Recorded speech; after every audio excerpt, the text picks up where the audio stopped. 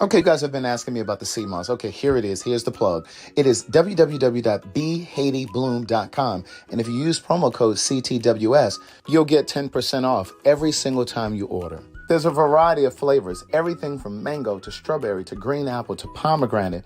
It is there. Go on over to the website, www.bhaitybloom.com.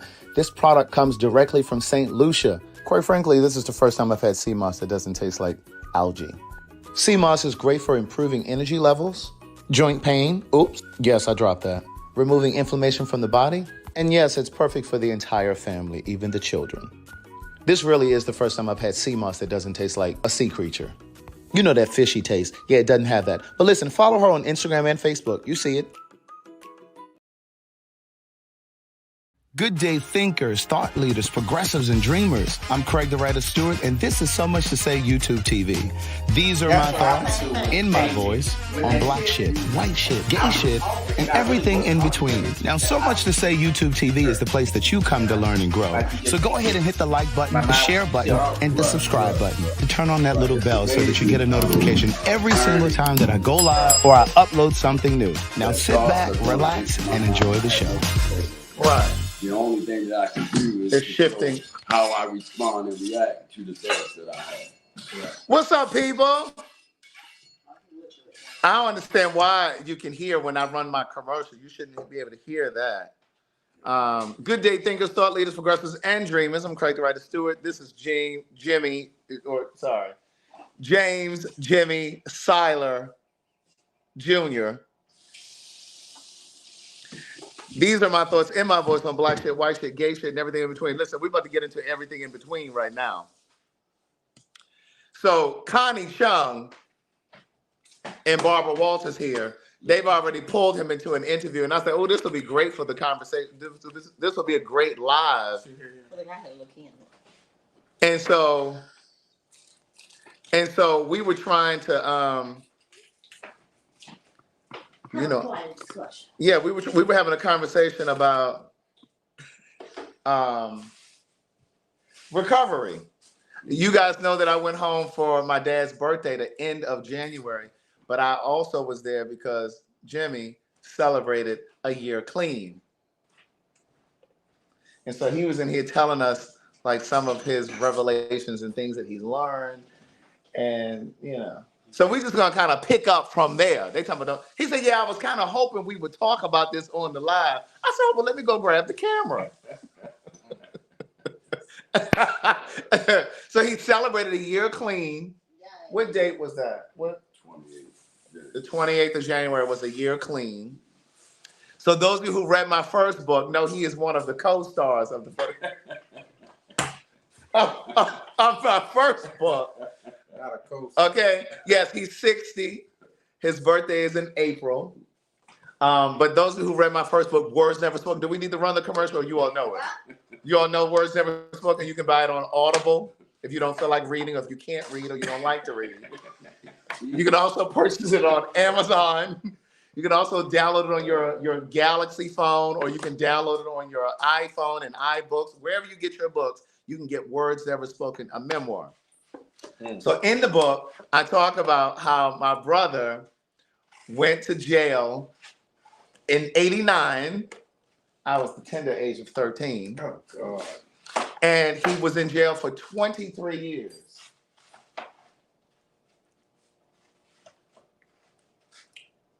Somewhere around that. 23 years. He came home April of 2012. I published Words Never Spoken May of 2012. That's how I remember. But anyway, so we were just talking, and we were just having conversation. And like I said, Connie Chung and Barbara Walters here were asking. Why we got to be an old dead white woman and a distressed Asian woman? Who the hell are you? Gay Oliver Van Zandt. You already know. You already know. So at any rate, so I did a podcast with my brother. How long ago that was? Probably about 10 years. Me, you, and Lucky. Was it that long? Yeah. Me, you, Lucky, and the other guy. Yeah, we did a podcast.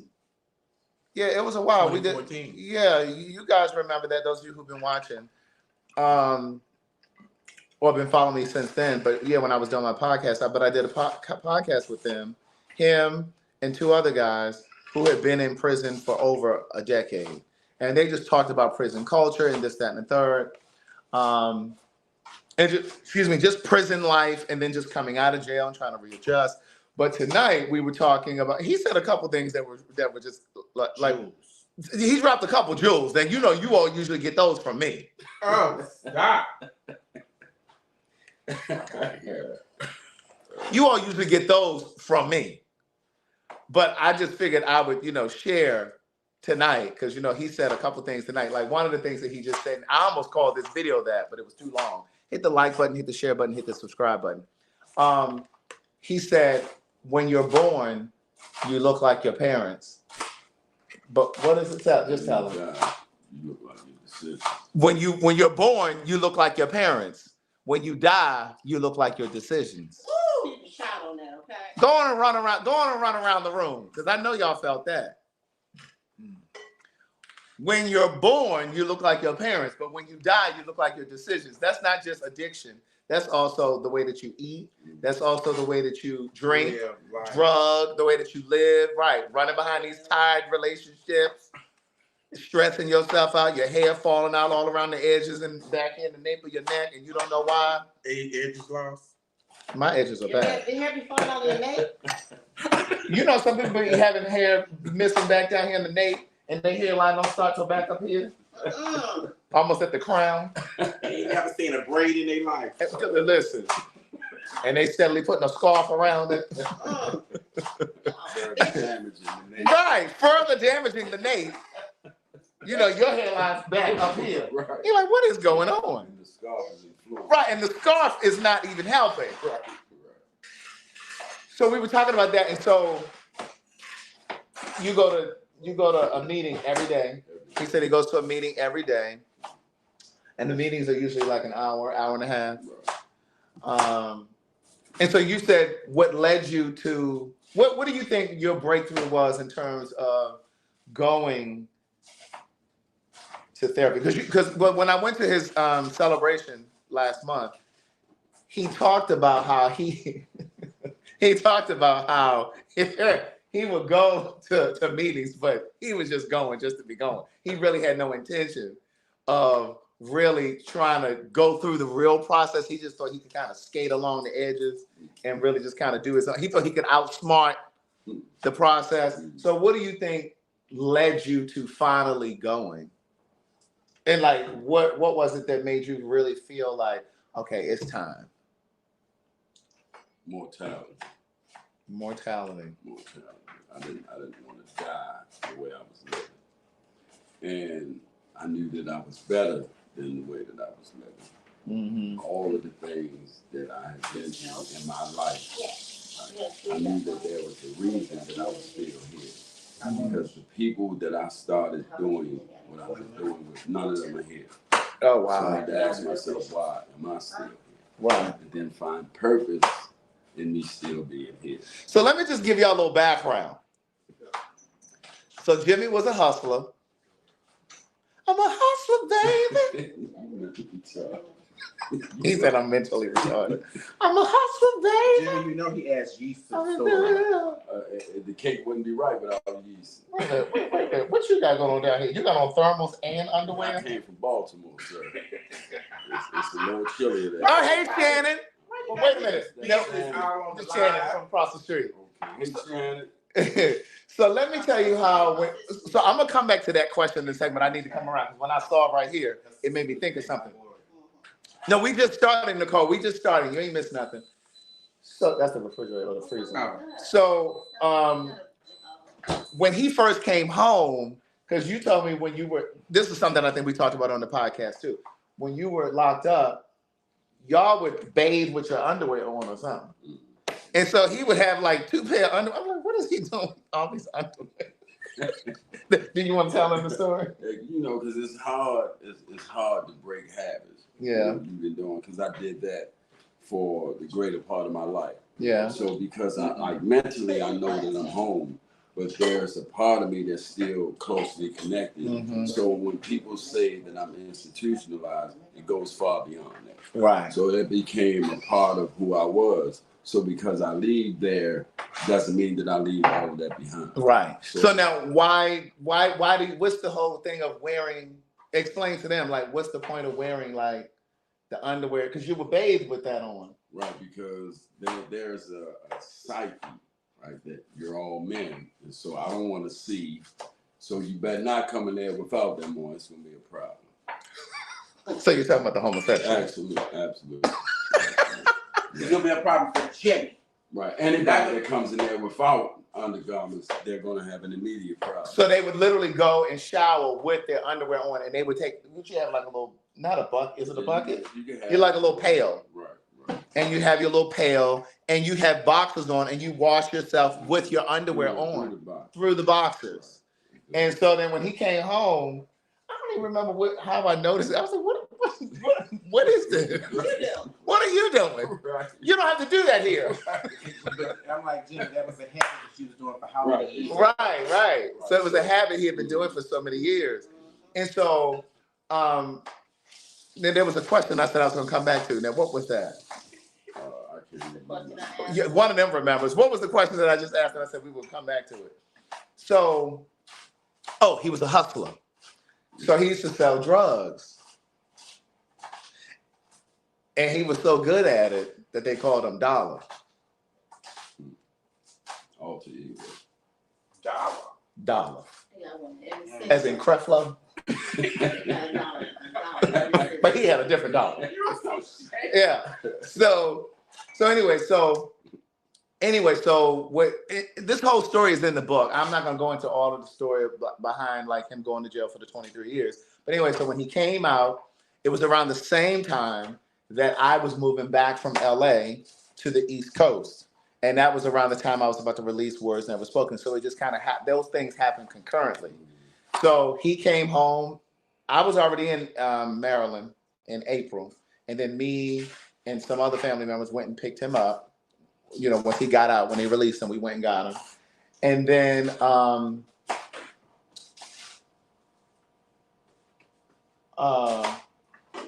the book came out the next month. So anyway, so then I was there for a while. You had the book when I came home. Right.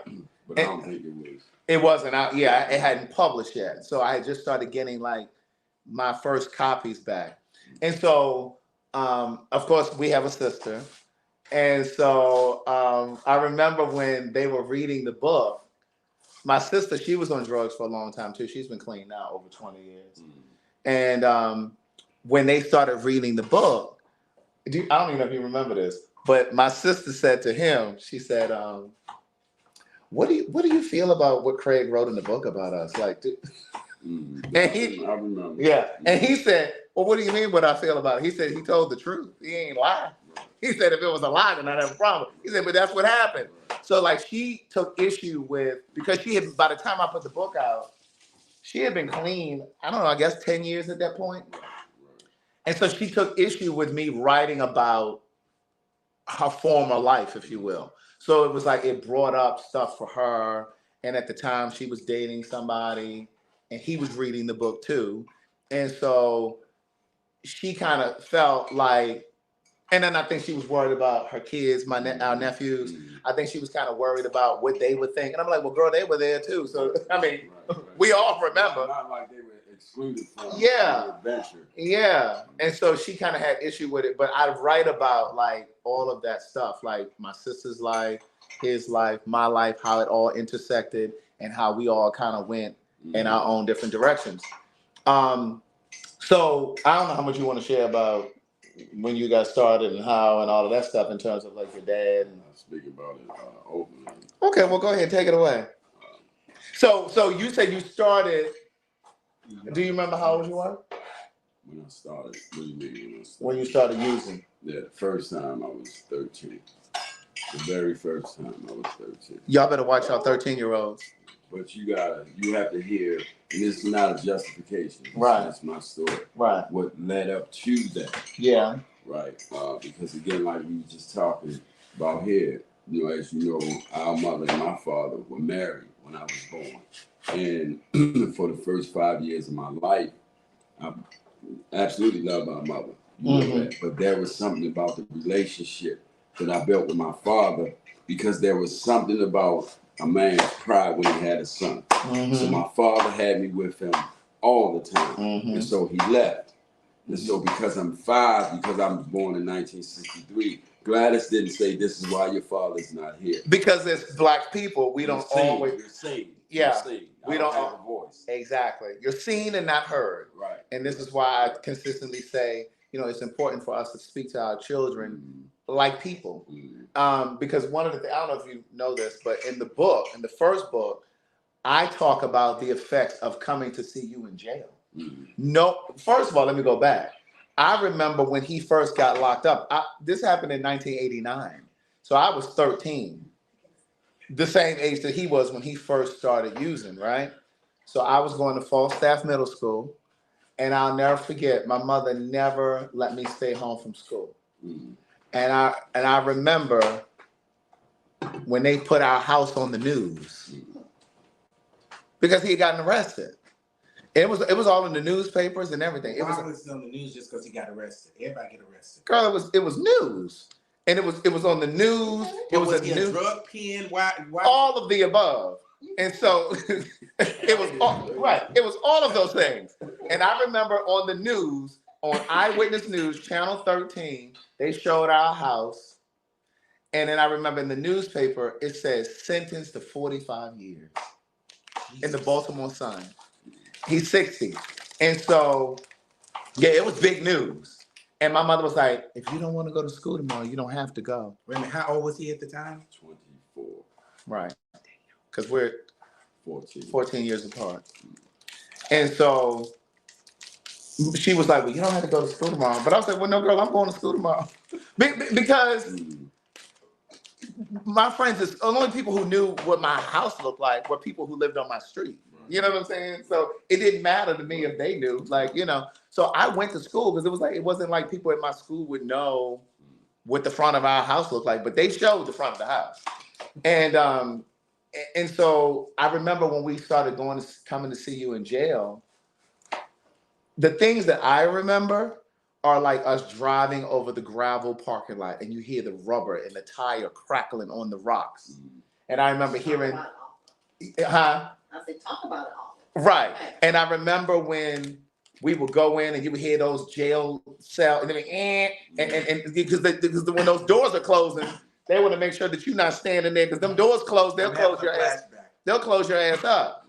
And so, you know, those noises and then the metal hitting and you hear babies crying because there were so many women there with children coming to see men in jail or family members or whoever they were seeing. But it was always a lot of ruckus in those waiting rooms. And then I remember like the security guard saying, no touching. Like when my mother would come in and would want to hug or, you know, whatever. Like they ain't play all of that.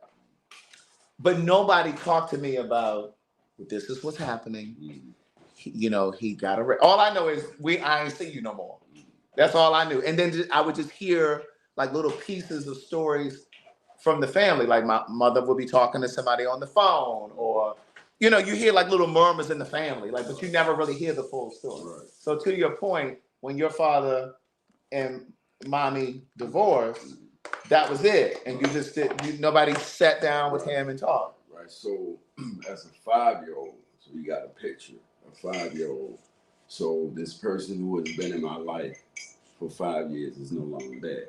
So at the time, I don't know that I'm dealing with an abandonment issue because they're not using that terminology. So at that time, child, right? And so my behavior starts to change. I find this out in this process, right? That my behavior starts to change, right? And then, like I shared the other day, because I'm the lightest, because we moved from Mulberry Street to Baltimore Street with our grandmother. So because I'm the lightest child of all the children, I'm teased. I'm called white boy, yellow piece of paper. And he was really smart, right? And I don't know then that it affected me to the point where I feel rejected from my family. But I don't know that I'm dealing with that at the moment. Right. And so I think the first time that I can remember that I made a decision that I didn't like who I was. I tied a towel around my neck and ran through the house and pretended to be somebody else. Really? And so that's where the behavior, the change in behavior, because I allowed what my cousins, people who I thought loved me, said, I allowed what they said to determine how I felt about myself. And like we were talking about this earlier, when we went to, remember earlier when we did the live and we had this aunt in the car and we went and got lunch or brunch or whatever it was. I was saying to them at the table, because he was telling this story earlier, and I said, because his aunt was like, really? Your family, your cousins and everybody used to talk about you and call you light skinned and white boy and da da da da. And I said, well, yeah, it was the same thing for me. They used to always call me sissy, fag, and punk. I know they wasn't gonna say no white. And I say this in the first book. You know what I mean? It's like your family are the ones that say all of that stuff to you. Yeah. And that's the stuff that chips away at your self-esteem, or can chip away at your self-esteem. And then you go off into the world, you know, because your family is supposed to be that safe space.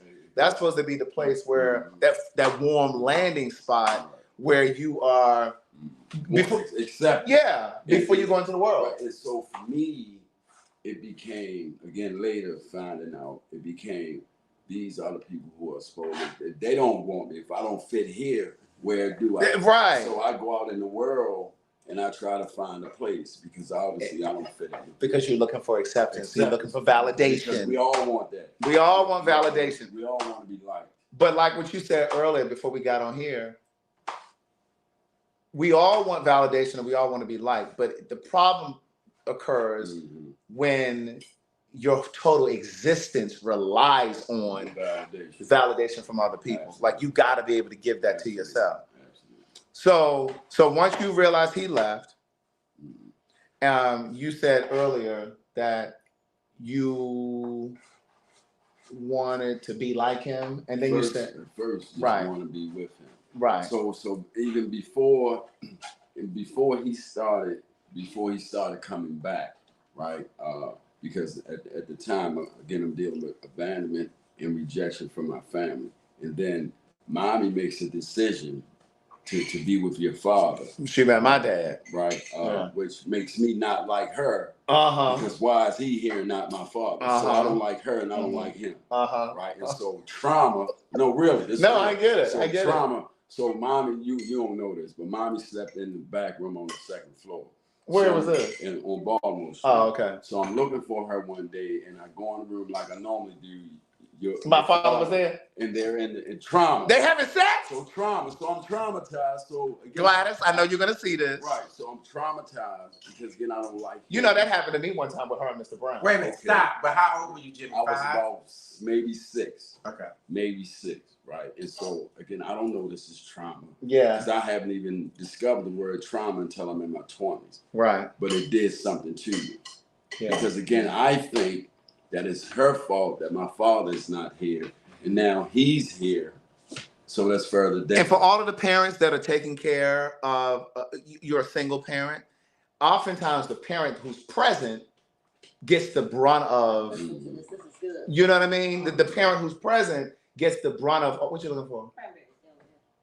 I think they, in that one, on that first show. Usually what happens is the parent that is there is the one that usually gets the brunt of, you know, all of the, you know, the beat up and all that stuff and the attitude from the kids and, because we don't know, because we haven't had that conversation. Like, you haven't given me the freedom to express. And because I'm a child of the 60s, and because most of what I learned from seeing. Wow. And I've seen cousins respond to adults, and I've seen the consequences. I said, oh, I'm not doing that. Right. So I don't say anything. I just absorb as a child. Now imagine I'm 5, 6 years old with all of this stuff going on. I can't process it because I don't know how to process it because I'm 6. Right. So I'm sitting with all of these feelings that I can't describe. Yeah. All I know is they're feelings that are making me uncomfortable. Right. So he comes back. Mm-hmm. I'm about 8.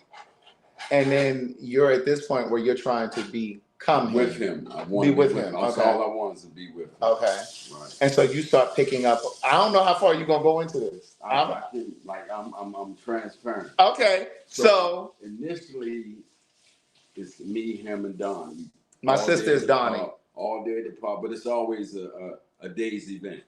And then he started to just come get me, right? And so I don't know then, but his youngest sister was in a relationship with a drug dealer, and so we go to the house on Sundays. So there's a dining room table, right, full of white stuff. I don't know. Full of what? White stuff. Right, and several trash bags lined along the wall, and about 5 to 6 guys sitting around the table, right? And this goes on, and so I'm allowed to go in the bags. I find that in each trash bag, they're full of $1 bill. And so because I'm named after him, Lord Jimmy, see how many won, so much money you can get. So I'm ecstatic because I'm 8 years old and I can get, right? And so I don't know then that in this process, they are teaching me. Yes, and through example. Right, they're talking and talking too. But it doesn't register until I'm 11. Right. So at the age 11, I start receiving packages from my father. Receiving them where? And physically. Oh, he would give them to you. Right, so I'm standing. And what are these packages? I don't know, because at the beginning I follow all directions. Hold this. And you don't open it. Don't go outside. I'll be back. So he's basically letting you. You're basically holding the drugs for him while he's going to do it. So, but you don't know at the time what it is. I don't know at the time because I followed directions. So there were occasions where he would have me with him in the car, and he would give me something and tell me and point to a person and say, "Give that to him." And he would say, "They're going to give you this amount of money," with his fingers. Right. And so the process began. And so the first 2 years I followed instructions precisely. I turned 13 in my curiosity because now I know. Right. Now I know exactly what's up. Right. So I open the bag, dump it out. It's a bunch of bundles of those. Right. And so at the bottom of the bag, some particles of some of the remnants. And so because again, I'm 13 now. Not ignorant because I grew up where I grew up, and I'm in Lexington Terrace right now. Okay, so let me pause right there.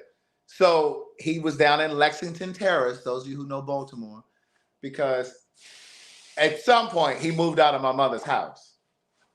And he started staying with my mother's sister, my Aunt Loretta, who's been dead for years now. But my Aunt Loretta was a single mother. She was married at one point, but mostly she was a single mother. And it was rough where she grew up. She grew up near the project. I mean, she lived in low-income houses, but it was right there near the project, Murphy Homes and all that. And so there was less structure.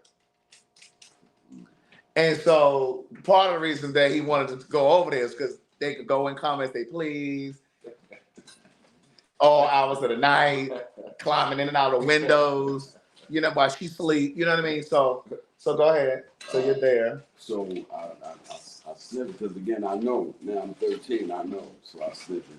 He comes back. So you sniffed it at 13. Right. So he finds me in the state that I'm in. He doesn't really say anything, but he says something. Yeah. Hold on, I have a question.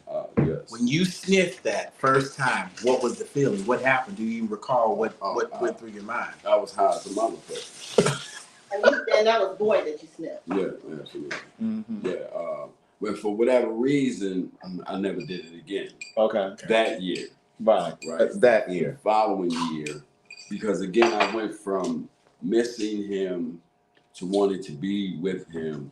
Now I want to be with him because in my mind, something in my mind says that if I do what he does, that'll keep us together. Yeah. Right. And so, in him leaving the first time, I had to deal with him being taken because I watched them take him away from me about 3 times. Because he was in and out. His dad was in and out of jail too for a long time.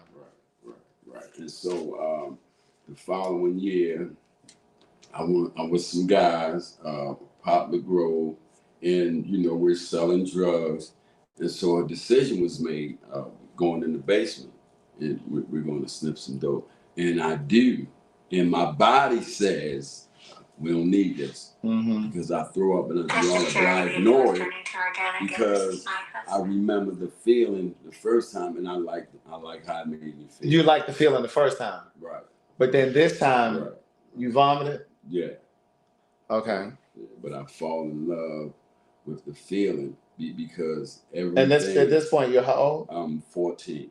Do you think you vomited because your mind had told you we shouldn't be doing this? Yeah, that's what happens, and your body that's your body's way of rejecting it because your body is telling you this doesn't belong in here. Yeah. So the rejection is the vomiting, right? Trying to get it out of your body, right? Because I'm chemically dependent, right? So I enjoy the moment, or at least I think I do.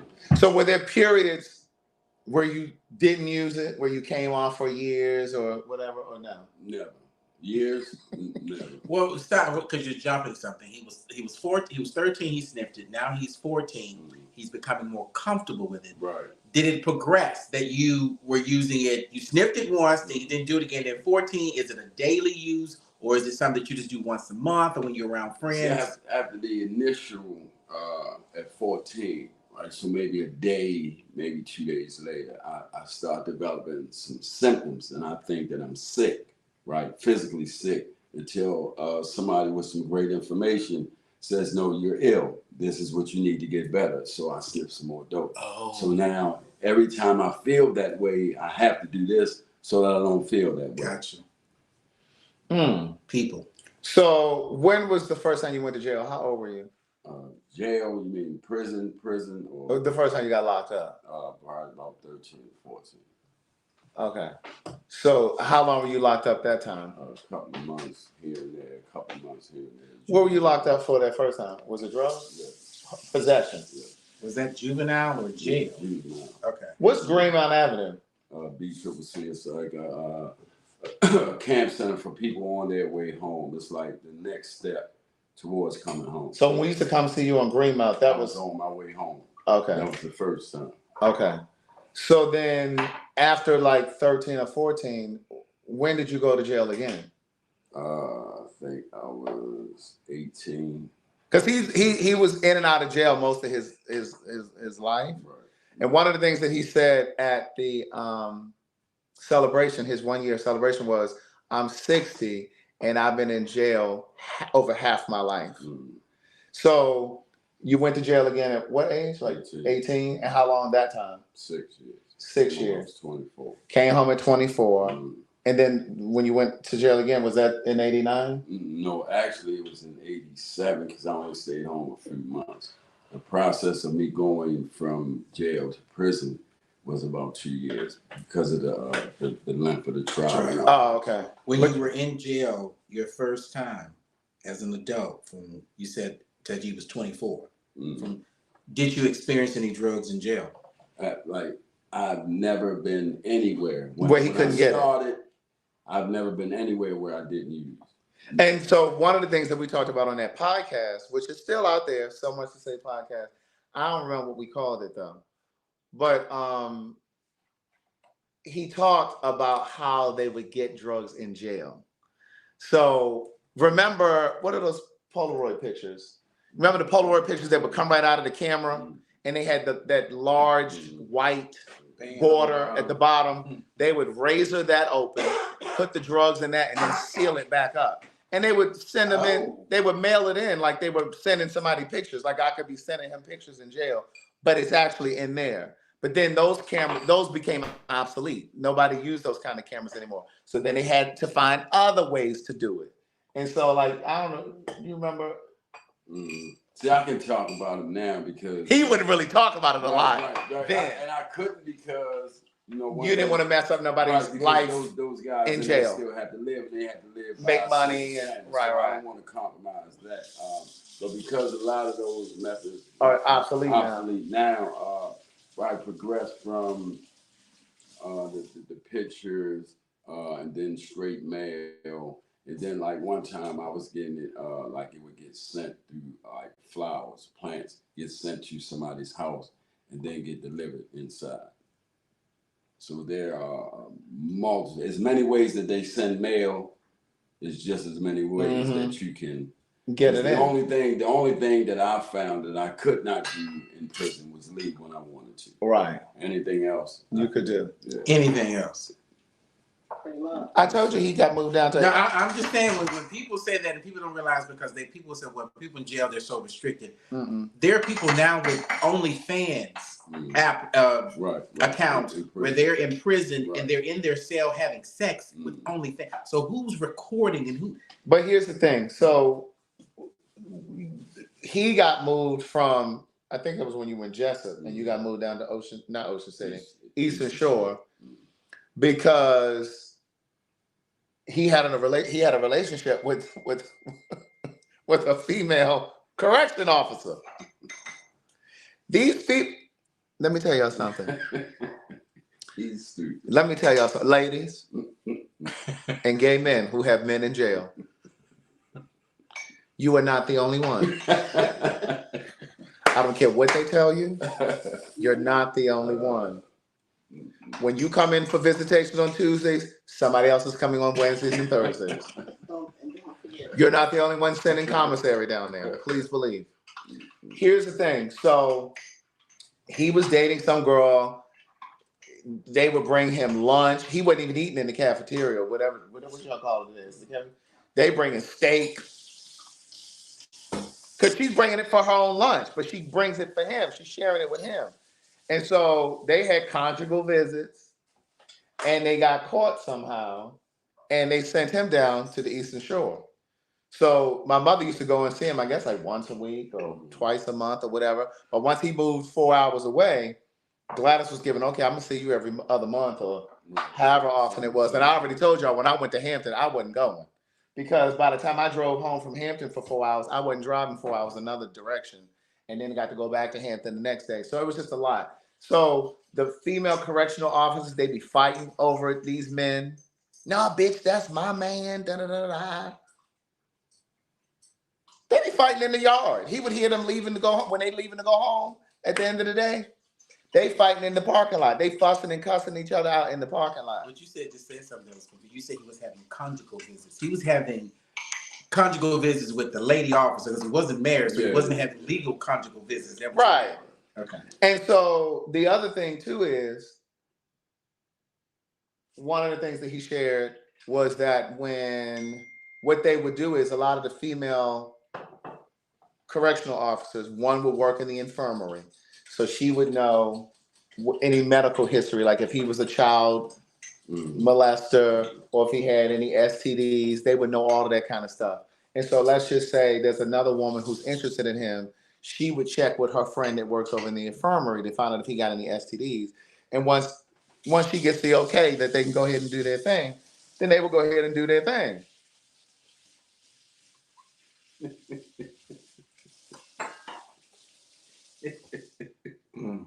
Jesus. These girls would call my mother's house, Miss Stewart, oh my God, I'm just so in love with him. Girl, some woman was talking about leaving her husband and he was in jail. For Jimmy? And he was in jail. And she was talking about she was leaving her Was husband. she a correctional officer, Jimmy? Was damn. So anyway, so you talked about how you transported and stuff in jail, but also you mentioned your father would send you stuff in jail. Or bring it. They don't do random drug tests in jail? Absolutely. Oh, they do? Yeah. So how would you go, or is that sometimes how you would go to lockup? Sometimes, yeah. Okay. Who was that? Hey, we doing this live. You on live? Yeah, but with your brother? Yeah, with your brother-in-law. Yeah. I can only imagine. Wait, where did you watch the other video? On Facebook or YouTube? Facebook. Oh, okay. Yeah. I watched the other one on Facebook. Okay, well, you know how to do your live thing. Well, I can call you when you finish. Enjoy yourself. All right, let me call you when you finish. Okay, call me later. All right. You been interviewed? Yeah. Let me tell you something. I don't know if the people online can hear you, but I saw all the comments on his other one, like, oh, it got a deep voice. Oh,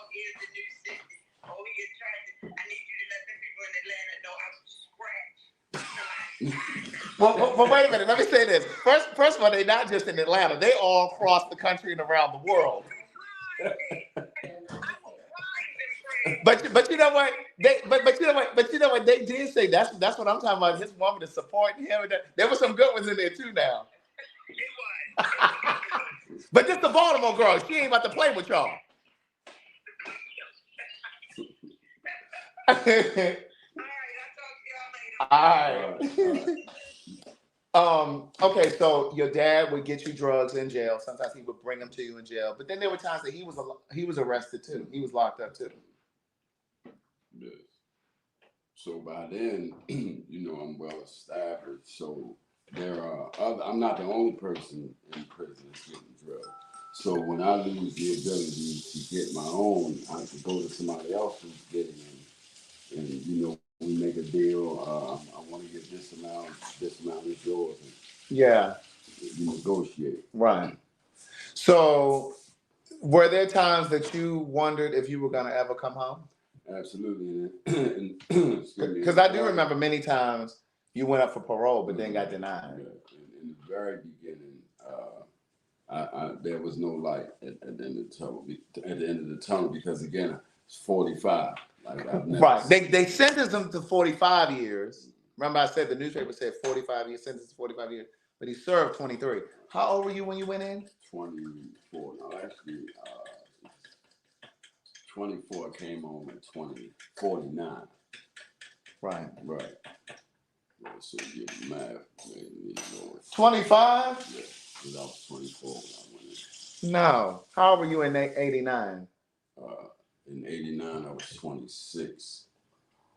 And you came home at 49. That was 23 years that you served. Again in 87, that's where I started. Oh, you started at 87. Okay, I remember in 89. Okay, so but the trial started in 87. And you sat in jail until you went to trial? Right. Okay, so it was 2 years that, okay. Okay, so you didn't see any light at that. And you moved from different facilities. For various reasons, mostly because of my behavior. I like how Jimmy said that. For various reasons. Right. But meanwhile, he was in gifted programs when he was young. Like, he's like, he went to, did he go to Falls Town? How he paid attention to learn how to do so quick with his dad. Right. See, but then it's not, it's not cool to be intelligent where we come from. Mm-hmm. So a lot of things that were meant for me, that were good for me, I didn't accept or appreciate because it was not, it's like I wasn't accepted by the people that I wanted to be accepted by. Yeah. So the behavior deviated from this to that, even with all the attempts from the family, mommy, specifically my father's mother, to try to but my mind has already been corrupted. So my decisions for my life have already been made by me, despite their efforts to try to, it's too late for me. It was already too late. And I say all of the time, what a parent wants, there's a fine line between what a parent wants for a child and what a child wants for themselves. Mm-hmm. Because those two aren't always the same. You know what I'm saying? No matter how great your intentions are as a parent, sometimes you just can't, you just got to take your hands off of it and just, let God and the universe have its way. Because for me, there was a hole created inside of me with my father's departure. And so I tried to fill that hole with whatever I thought would make me feel better. Because at the end of the day, I want to feel good. Right. And whatever makes me feel good or whatever doesn't make me feel that. Yeah. Whatever can change this feeling, that's what I want. Whatever could help you escape that feeling. Whatever it is. That feeling of missing him and not having. Exactly. And so with the introduction, for me, it sealed the hole because I got him back. Yeah. And now I have what I believe will keep me with him. Right. So in my mind, the hole has been filled and now I'm complete. So my life decisions are made in that moment. Because the connection that you had with him was the drug thing. Right. And that was the thing that you were holding on to. Right.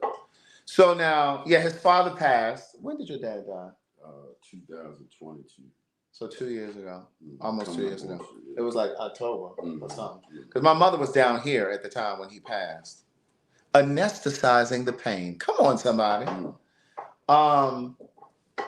So you're in jail, there for 25 years. I wasn't counting the other 2. And then you come home.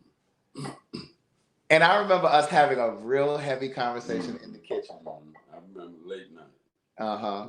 And at this point, I think this is really when I first realized that you were using. I didn't know all those other years. Right. Nobody did. And I thought that you were using because you were having a hard time transitioning, like out into the real world.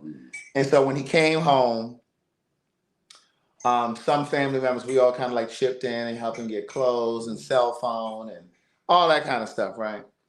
And I remember he used to always try to take these manual labor type jobs. I'm like, you are too old to be trying to do that. Like, you cannot do that work.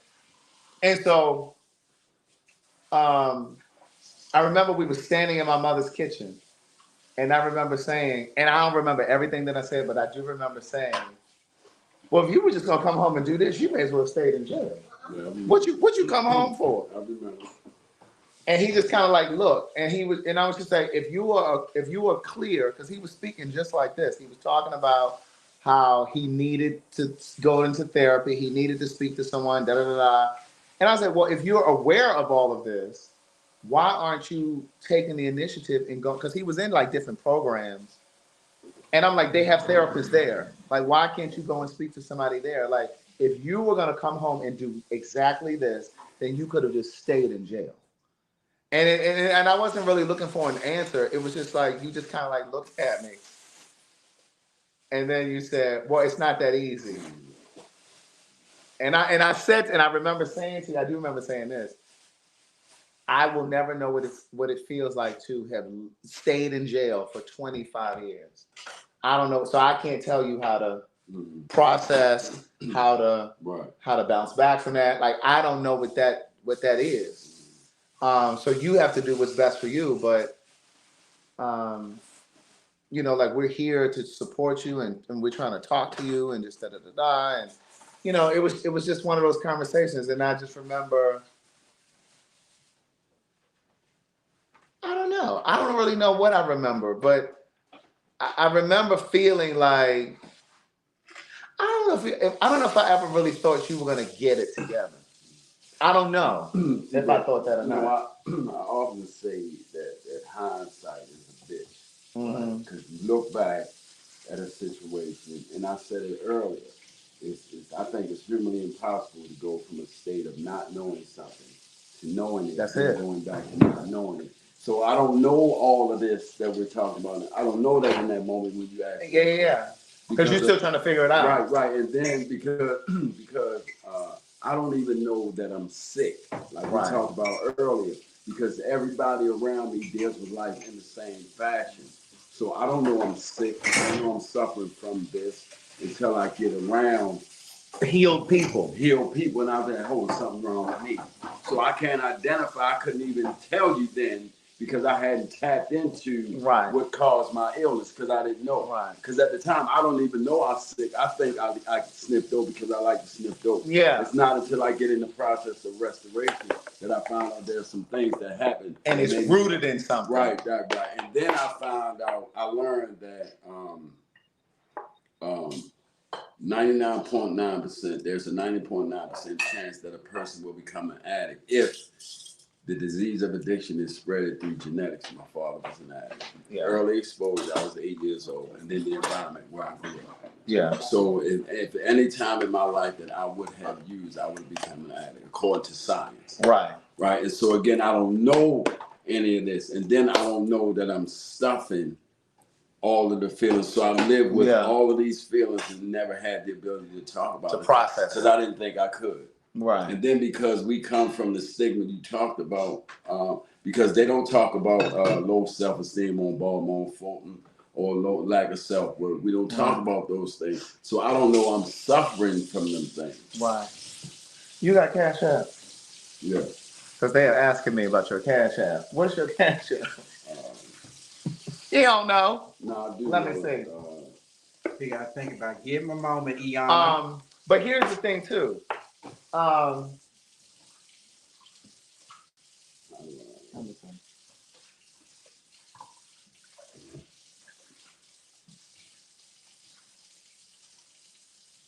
It's the number 4.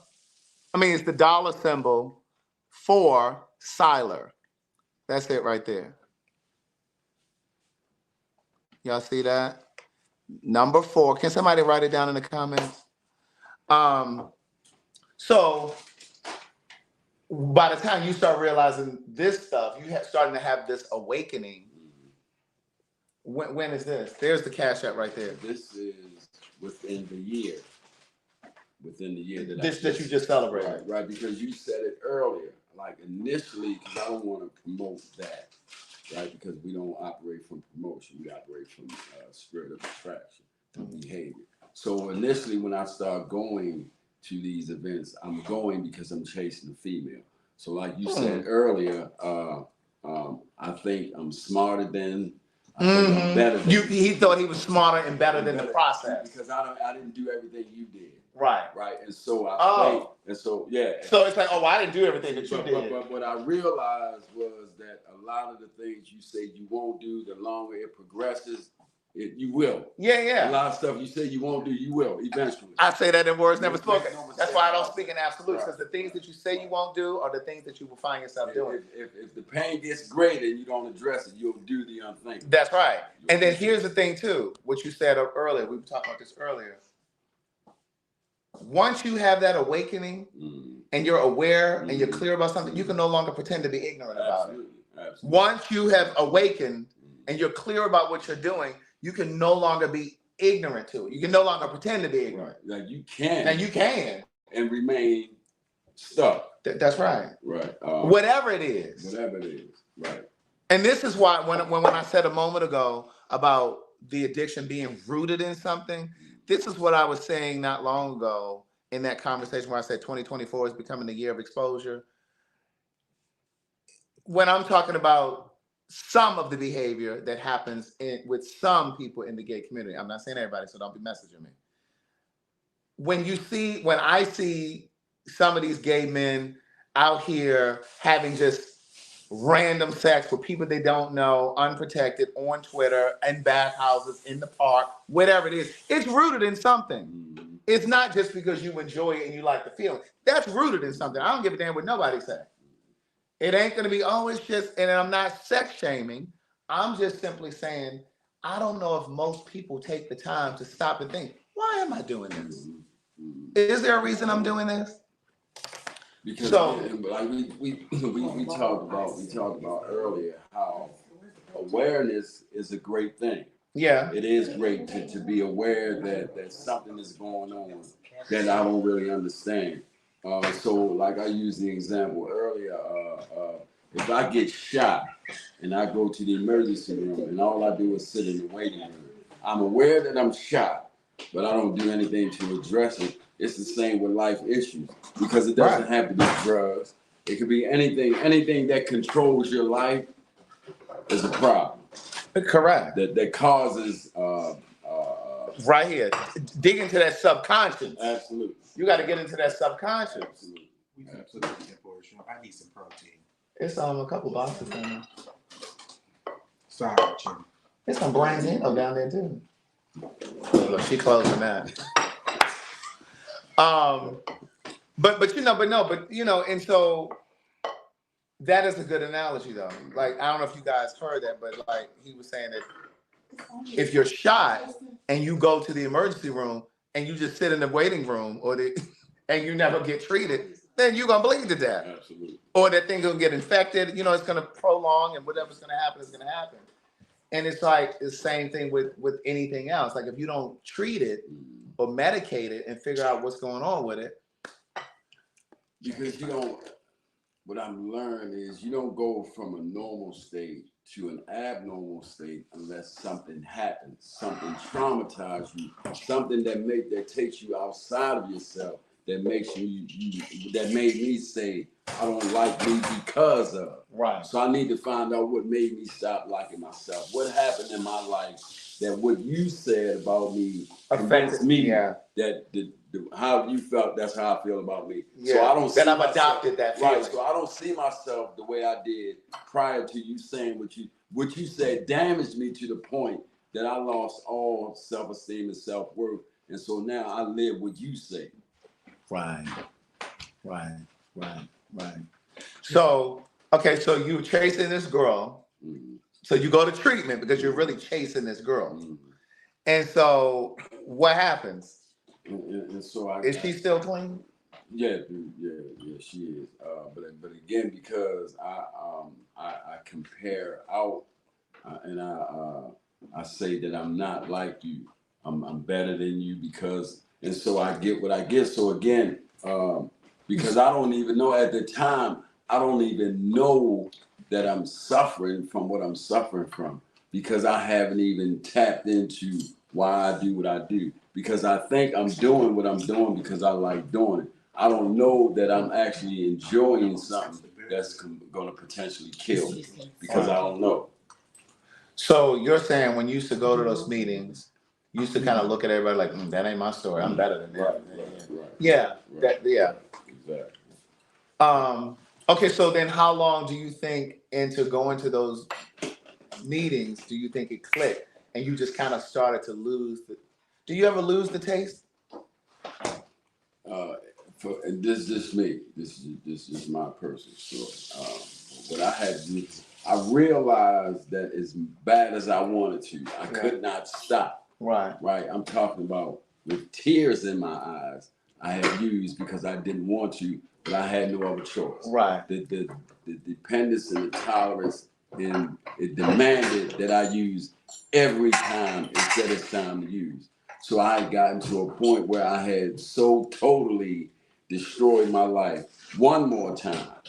Yeah. Like one more time. Right. And so I did an internal prayer and I asked God to please, I don't want to live like this. Please remove the desire to use. So what is that feeling when you get that desire to use and you can't shake it? I can't even, and I know a few words. Yeah. I can't even put it into words. Right. But the only way that I can describe it is, have you ever experienced like the bottom falling out?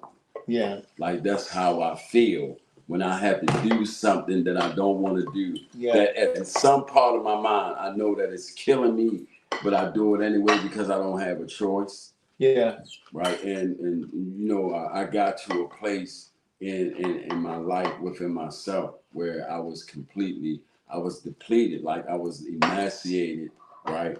Because you were thin. Yeah, thin. No, I describe myself as emaciated. Let's get to a Q-tip. Right. He was thin. Yeah, and so I got to a point where again, like I didn't want to die like that. Right. And I started believing that I was better than that. And I was very afraid that I was going to die. I believed with everything in me that I was going to die.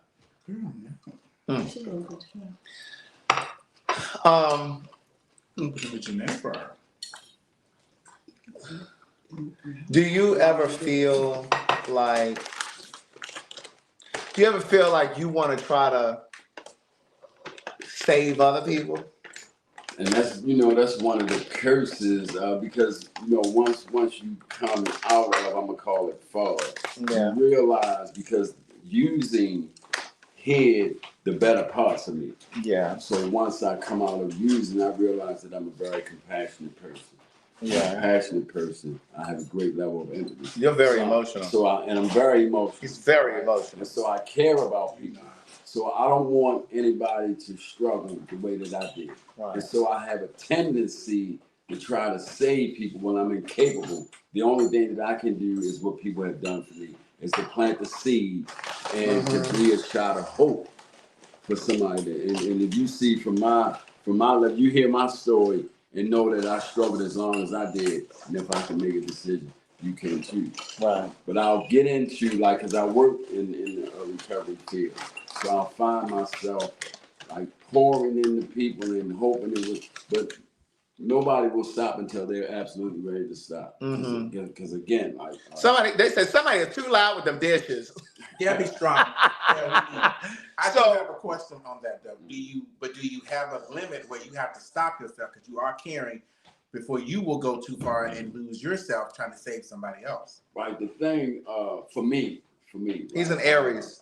Because I'm an emotional person, and because I know I get emotionally connected to my work, I had to set boundaries because again, the only thing that I can do is plant the seed, and I share my lived experience with you and let you know that it's possible that you can make a decision to live a better way of life, and that's all I can do. Yeah, he's an Aries, April 18th. Yeah, all the way 1,000%. I am. They have the opportunity to see us with his dad before passing. Yeah, he did. Because he got out in 2012, but your dad had gotten locked up too later in life. Right, he came home, I think, a month after I did. I think he came right. home. So how old was your dad when he passed? Let me count. Let me see. Who was older, mommy or him? He was a year older. So mommy is what, 80? So then he must have been 78. Yeah. 78. So his dad, so 12 years before that was like 66. Right. So like closer to 70, his dad was in jail. Right. He got out because he was still kind of moving and shaking and doing. But wait, when he went to jail that last time, it was something with credit cards or something. Right. So he got locked up. So he got out. And so they had that relationship for this last part of the year. But you got to remember, Jimmy was still getting high. Was your father still getting high? In the beginning. In the beginning, but then he stopped. Right. Because I remember he stopped and he was trying to get you to stop. Right. I remember that. Right. And so, so by the time your dad died almost 2 years ago, you were still using.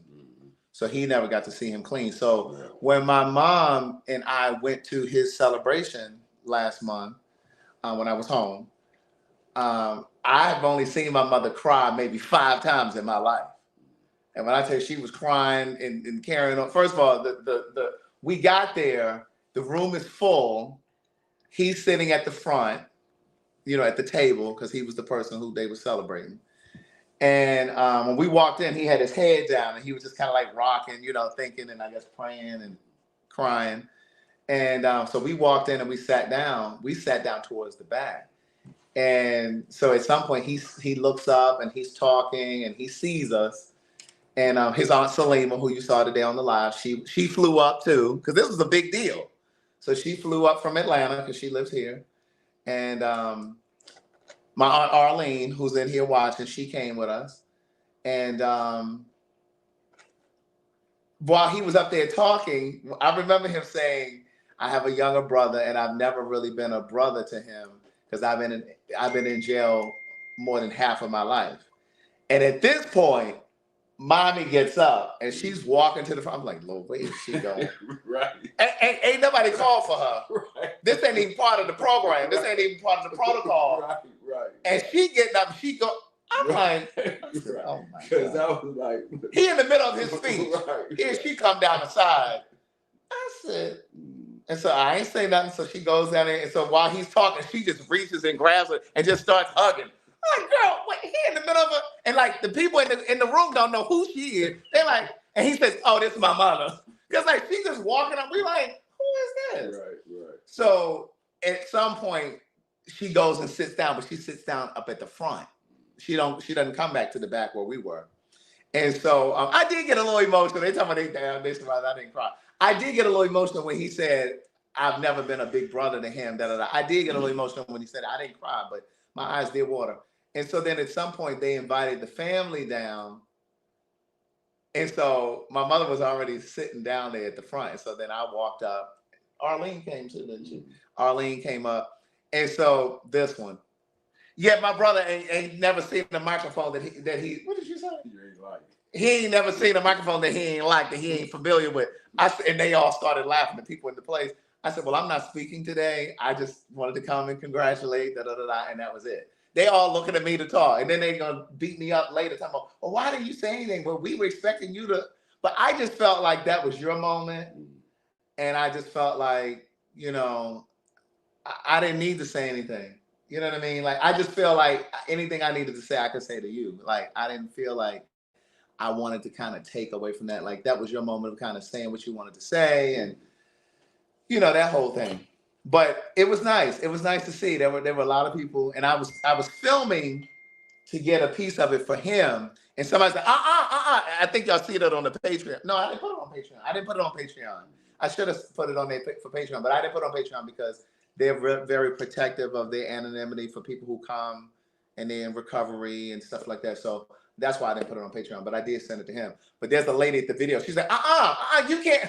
This before she knew that I was family. But still, I wasn't supposed to be recording. I didn't know that.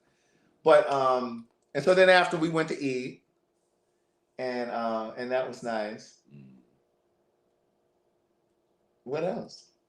What else are we forgetting? Anything else we need? Any questions?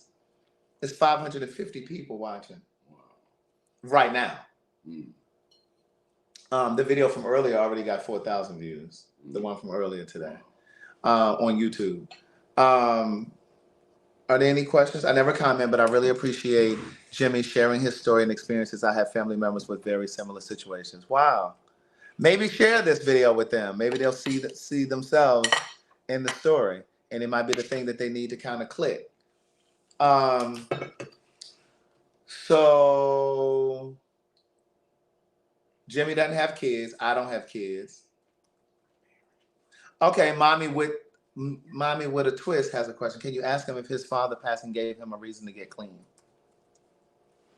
I don't know if he gave me a reason. That's a good question. To get clean. It is a good question. That has to be a personal decision because all of my life, my family, from my family to even to people that I met in the lifestyle, people have always seen greatness in me. I just was never able to see it because again, the addiction hid the better part of me.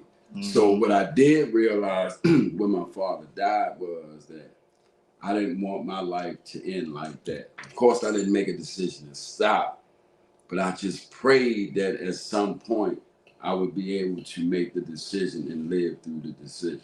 But I think that really affected you, though, because it did. You definitely kind of had a moment where you kind of spiraled a little bit more. And because Ken and I talked about it. And I was like, damn, that his death really kind of like, because I just kind of felt like, and of course death is gonna, affect people and hurt people, but I felt like it really I felt like it kind of took a toll on you when it happened. Because when you hear the story of our existence with one another, right? Because we never, we had a great relationship, but we never had a lot of time together. Right. Because from 1981 to 2012, we were not in society together. Right. So he was locked up. Right. Or I was locked up. Or you were locked up. So that was kind of like the story. And we bonded initially again, when I was born and then when we reconnected. But our bond deepened or strengthened, him behind the walls, me behind the walls, writing each other. So I never really, I never was really mad at my father for anything. Because I pretty much accepted him for who he was. Right. Is the woman in your life an ex-prison guard? No, she's not. No, she's not. Do you think addiction is hereditary or learned? That's what he was just saying earlier. According to science, if one or both of your parents are addict, there's a 99.9% chance that if you use, you'll become an addict. Yeah. Sonia says, I just want to thank Jimmy for sharing his story. I have a sister and brother that have been battling addiction for many years. So Miss Mika says, I wish my dad could see this and hope this would help inspire him to get clean. What's the hardest part of staying clean? For me, there's no hard part about staying clean you know, the thing that works, one of the things that works for me is that I tell myself the truth about myself. I tell myself the truth about what addiction did to my life. And so for me, to make a decision to go back to that is, you know, because and just being transparent, I went from sleeping in a house in a bed to sleeping outside. The addiction took me to places. When? Research, and again, like, really? yeah, cause y'all don't know a lot. Sure did. Y'all don't know a lot because, like, and this has always been me, right? Because I have no idea what mommy really knows about my life, right? And what I believe, mommy definitely don't know that. Right, and whatever I believe that she knows, that's all she needs to know, right? And so then, like, addiction took me to places that I never thought I would go, and the reality is that I really didn't, like, the addiction didn't really affect me. Understand this until I came home, because prior to that, I've always had access. Like, before I went to prison, because I'm selling drugs, so I always have it. So it's not a problem. Right. Even in prison, I always have it, so it's not a problem. So when I come home, the reality that I can't sell drugs anymore is obvious. I'm clear of that. Right. So because you got this 23 years. So now I have to work. So now it becomes a job. I do remember that when you came home and he was working like jobs. And I remember you saying to me one day, you was like, "This is really hard." You said, "Because I've never really had to work for money." Never. Like, he was a hustler, so like the money would come fast. And so like when he came home, he was working these little jobs, and it's like every 2 weeks you get paid, and it's whatever it is they paying an hour. He's just like, "Oh yeah, I can't get used to this." Ayana says, "Hi, James and Craig. Thank you for sharing your story. James, your story is going to reach many people. Wish you all the best. May you take your pain and turn it into purpose." Absolutely. Right. Did you want to be a father? What two entrepreneurial goals will you accomplish in 2024? You want to be a father still? Or you want it to be? I want it to be. I think later in life. Well, initially I was mad at God because because every man wants at least a son. But then the acceptance piece came with the reality that even though I did all of the things that I did, I didn't know my life was going to take the course, but God did. Right. So I believe that God, in His infinite wisdom, because I went through what I went through with my father, God said, "I'm gonna break the cycle. Yeah. I'm not going to put children in." And so I accepted that. Yeah. I accepted that. So what two entrepreneurial goals, because you were talking about this earlier when we were at brunch. Oh, well, I'm in the process as we speak of completing a book about my life, what I just shared with y'all. And I have a nonprofit that I'm doing the outline on. Right. Right. And so all the things that I aspire to for the rest of my life is intended to help somebody. Not even necessarily that's struggling with this particular affliction, but anywhere in life. Through my nonprofit, through my book. My book is my shared experience, hoping that it will give somebody a shot of hope that it's not too late, that the impossible is possible. Yes, that is his Cash App. You know, ultimately, I would like to stand before maybe 100,000 people that dream big, or 1 million people, and share my life, because I think that this can be an inspiration. You don't have to be an addict to receive a message. That's what I'm. Because it's about overcoming. For sure. Right. So, have you forgiven yourself for your choices, and thank you for sharing? Absolutely. Like that, I think the only reason that I can be here, the only reason that I can stand on this year, is I had to get to a point that I had to apologize to myself, because again, like, I didn't know what I didn't know. Like, you can't know what you don't know. Yeah. Right. Like, you don't know anything until you know. Right. So again, what I believe, and I said earlier, we tend to live what we believe, and I believe that was it. And so I did it until I believed something different. Right. All 4 of my siblings battle with addiction at some point in their lives. But for the grace of God, we saw them all clean. Good. Did he substitute that habit with another? We were talking about that earlier. Did he substitute that with another meaning, like exercise or public speaking? The thing we were talking about earlier, sometimes people get into gambling or whatever, you know, because it shifts. Right, absolutely. So do you think yours kind of redirected? I know I drink coffee obsessively. So for me, because coffee is not, I don't think, physically damaging, I'm all right with my addiction shifting, because I could be a sexaholic. I'm sure she wouldn't appreciate that. But I'm just saying where it could have manifested, I could be a sexaholic. I could gamble my life away, or I could shop till I drop, right? But I think as long as I stay vigilant in this process, I think I should be all right.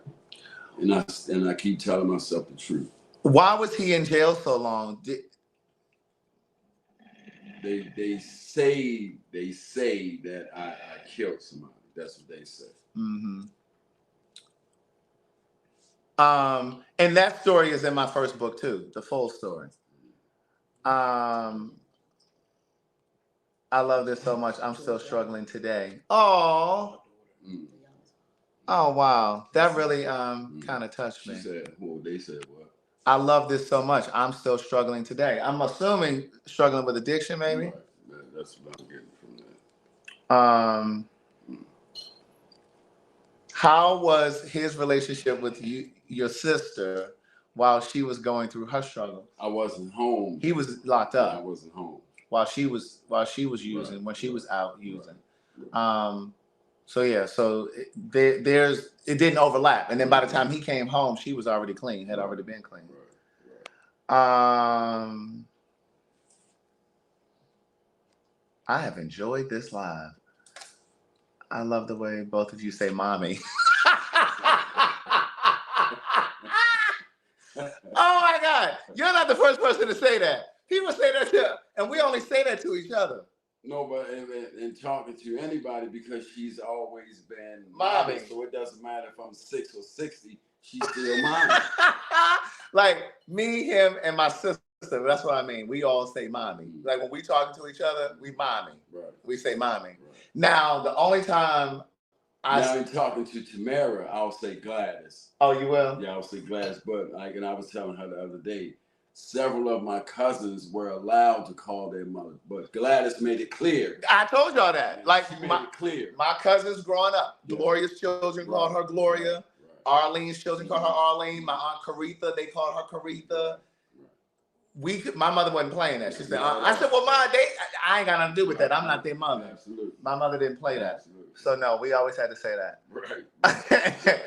Right. Jimmy, what do you say to yourself if the desire creeps up upon you, or do you feel the desire, or do you feel the desire to use is totally gone? I believe that it has been lifted. Right. I'll be an addict till the day I die. Right. I'm clear on that. I'm drug free. I'm not drug proof. I just have done some things that will help me better manage my feelings, because what I found out is I used because I didn't like the way that I felt, and I wanted to change the way that I feel. And I was sharing earlier, what I learned through this process is that feelings are not going to make me bleed. They're not going to take any breath from me. So again, we learn how to better manage our feelings. So do I get thoughts? I haven't had an urge. I've had a dream one time, and I literally thought that I had used, to the fact that I called somebody and was crying. It was like, I just celebrated, now, like you were asleep. Calm down. You were asleep. Really? Right? And that's the only time you can use is in your sleep, right? So, again, excuse me, I just do what was necessary for me to get from one point of the day to the end of the day. You got to stay in the moment. Right. But what I understand is what happened, what worked for me last month may not work this month. That's right. So I have to keep evolving. I have to keep changing. Find new so I have to find new ways to manage, right? Because I can't open a new lock with old keys.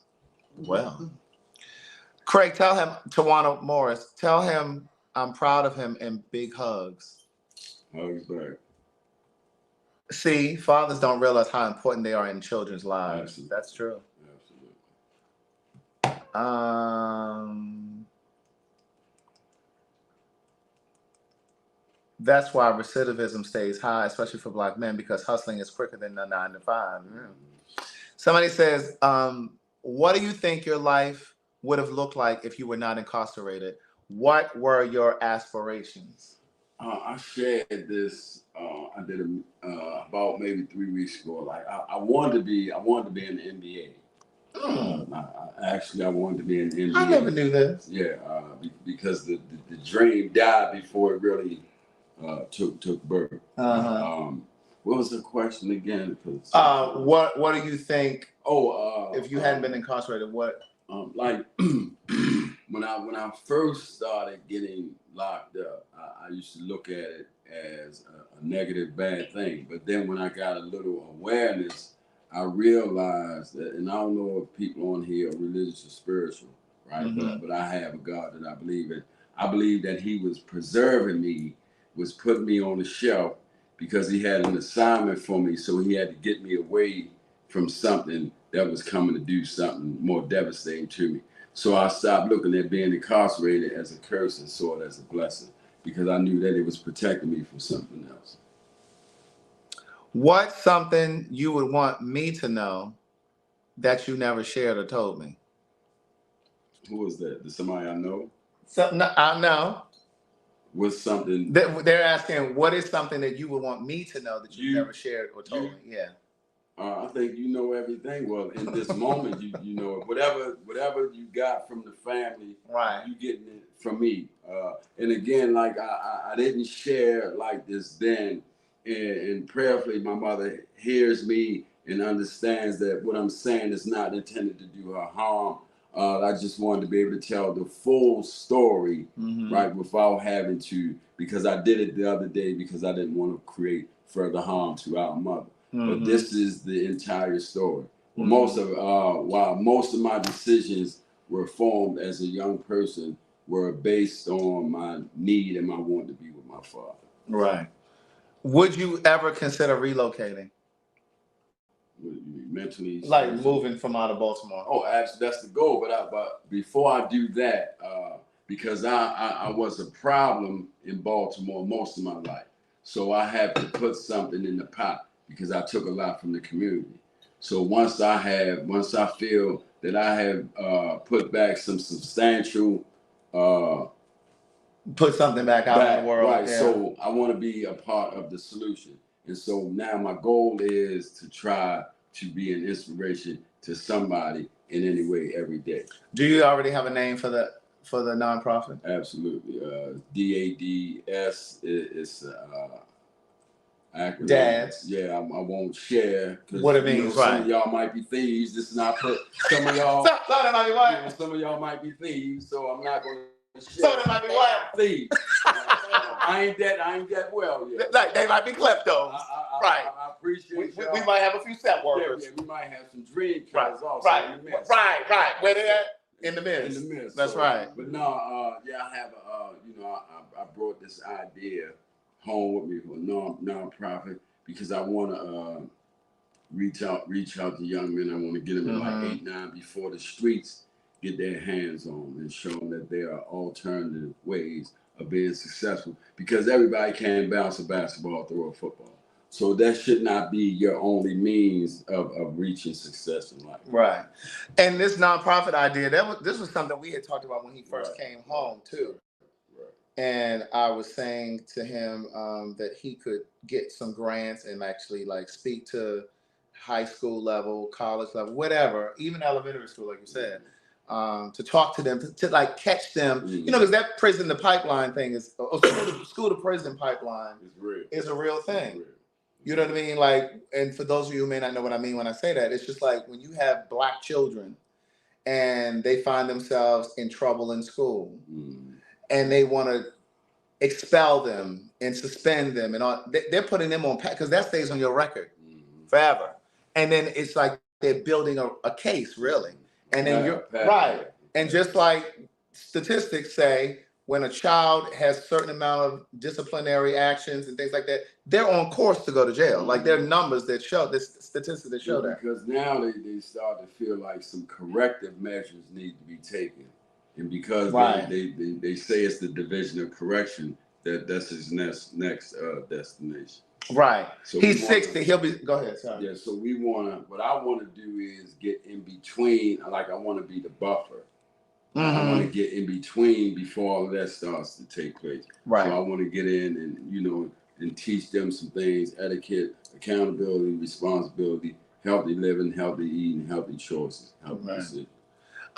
Yeah, Tracy. He's 60 now. He'll be 61 in April. What happens if the desire creeps upon you, I think I already asked that. Righteous Dan said, I thought my first Cash App would be for Craig, but I felt led to bless your brother. God bless Jimmy.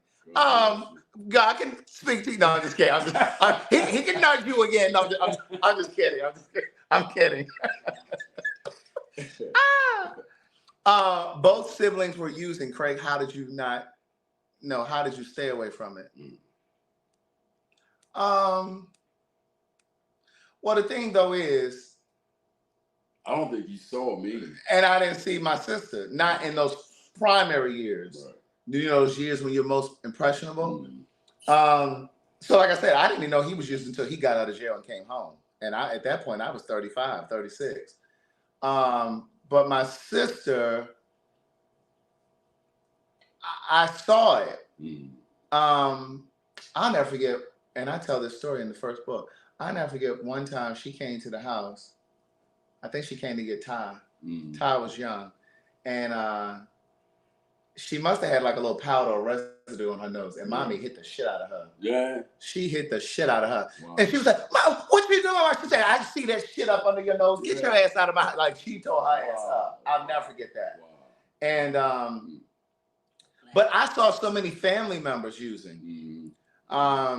Cousins, aunts, so for me, it was just never, it was not even something that I ever considered. You know what I mean? And even now, like I dated a guy, this was years ago. I found out later, probably like a couple months. I don't even know if it was a couple months. It was probably like a month into us going out. I found out that he used to use. And that habit slowly started creeping back in. And I started, because I'd been around addicts all my life. Listen, I'm from Baltimore. So even outside of my family, like I had seen the behavior. I knew what it looked like. I didn't have to see you doing it or however you take it. I knew it. I saw the behavior. And so, and I talk about that in the second book. The guy that I was dating who was using. And I slowly divested. I slowly pulled away because I was like, yeah, because he was in denial. He was like, I'm not. And he was trying to act like he wasn't doing it, but I knew it. But the thing about that and a lot of behaviors that take place, in the places that we grew up from, domestic abuse, verbal, mental, I think it depends on how it affects the person.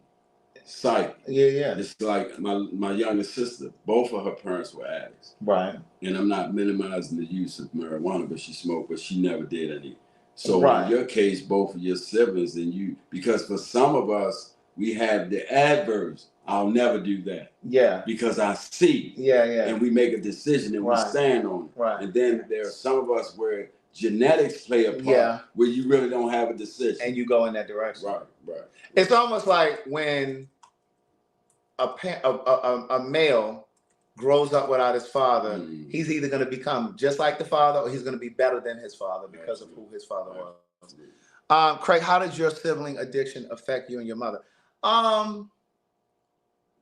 Again, I didn't know he was using until I was 35. So did mom know that? I don't even think my mother knew. No, because this is what until happened. Later. No, this is what happened. I remember I'll never forget it. 1999, I was in Jessup, right? And so I'm not like I've never had a conversation with mommy about things that I've done, right? Because it has always been my concept that whatever she thinks she knows is enough. There's enough damage, right? So I'm not going to further the damage. So when I would go behind the door in prison, I would never say why. Because I know it's already enough me being in here, her worrying. So she wouldn't necessarily know. Right. So this one time, I said I'm going to share with her. And so I told her about the addiction. I didn't tell her when. I just said, look, this is a problem. And so it was 1999 that I revealed to her for the first time that I had a problem. So I think the way that it affected me and my mother, it was mostly, I think, my sister, because like I said, I don't think my mother knew you or mommy knew you were getting high until later, and when you were in jail, like this last time, which was 12 years ago when he got out. But because I think some stuff kind of popped up and jail may have contacted her. So I think stuff like that, she knew little pieces then. But with my sister, it affected us. It affected us a lot. You know what I mean? And I think I was just telling this story the other day, not on the live, but I was just telling this story the other day because I started driving at 16. Really, I was driving 15. But I would have to go and get Terrell, my youngest nephew, from daycare. Because at this point, my mother had bought another property in Baltimore, and she had like an assisted living business out of that house. And when my mother would get off work from University Hospital, she'd go down to the house to see about the patients and, make sure everything was running smoothly there, So she had me go and get Terrell from daycare or school or whatever. I was helping Ty, my oldest nephew, with her homework. So we had to figure it out because my sister, she'd be out on a drug binge or she would be at a treatment program or whatever. And I was telling this story the other day. I'll never forget when Terrell was going to daycare over there on Belvedere.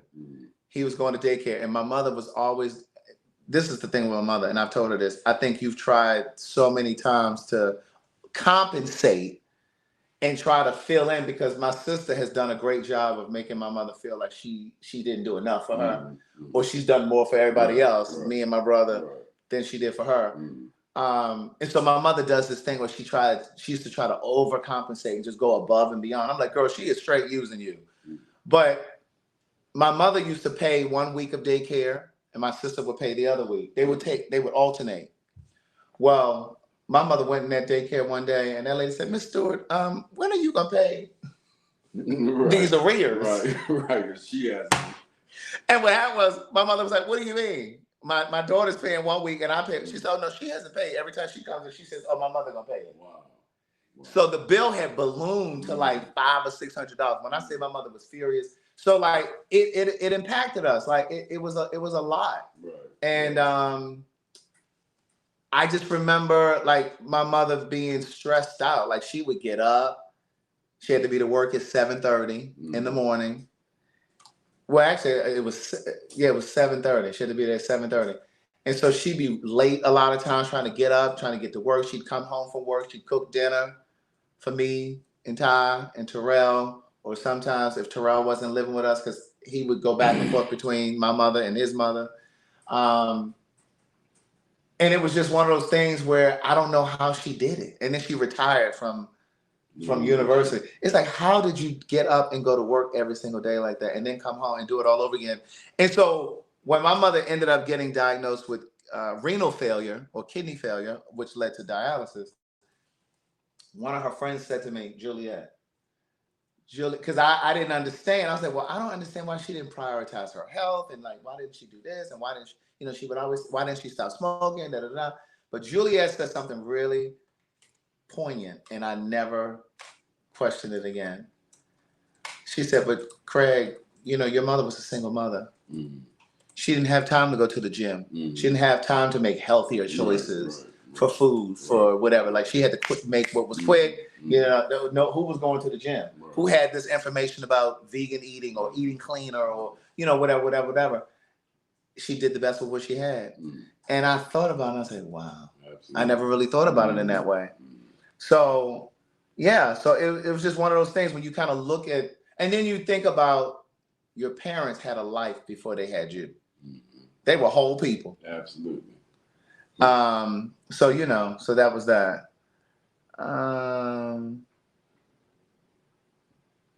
Did you have to alter any of your previous friendships or environments? Did you have to change? Absolutely.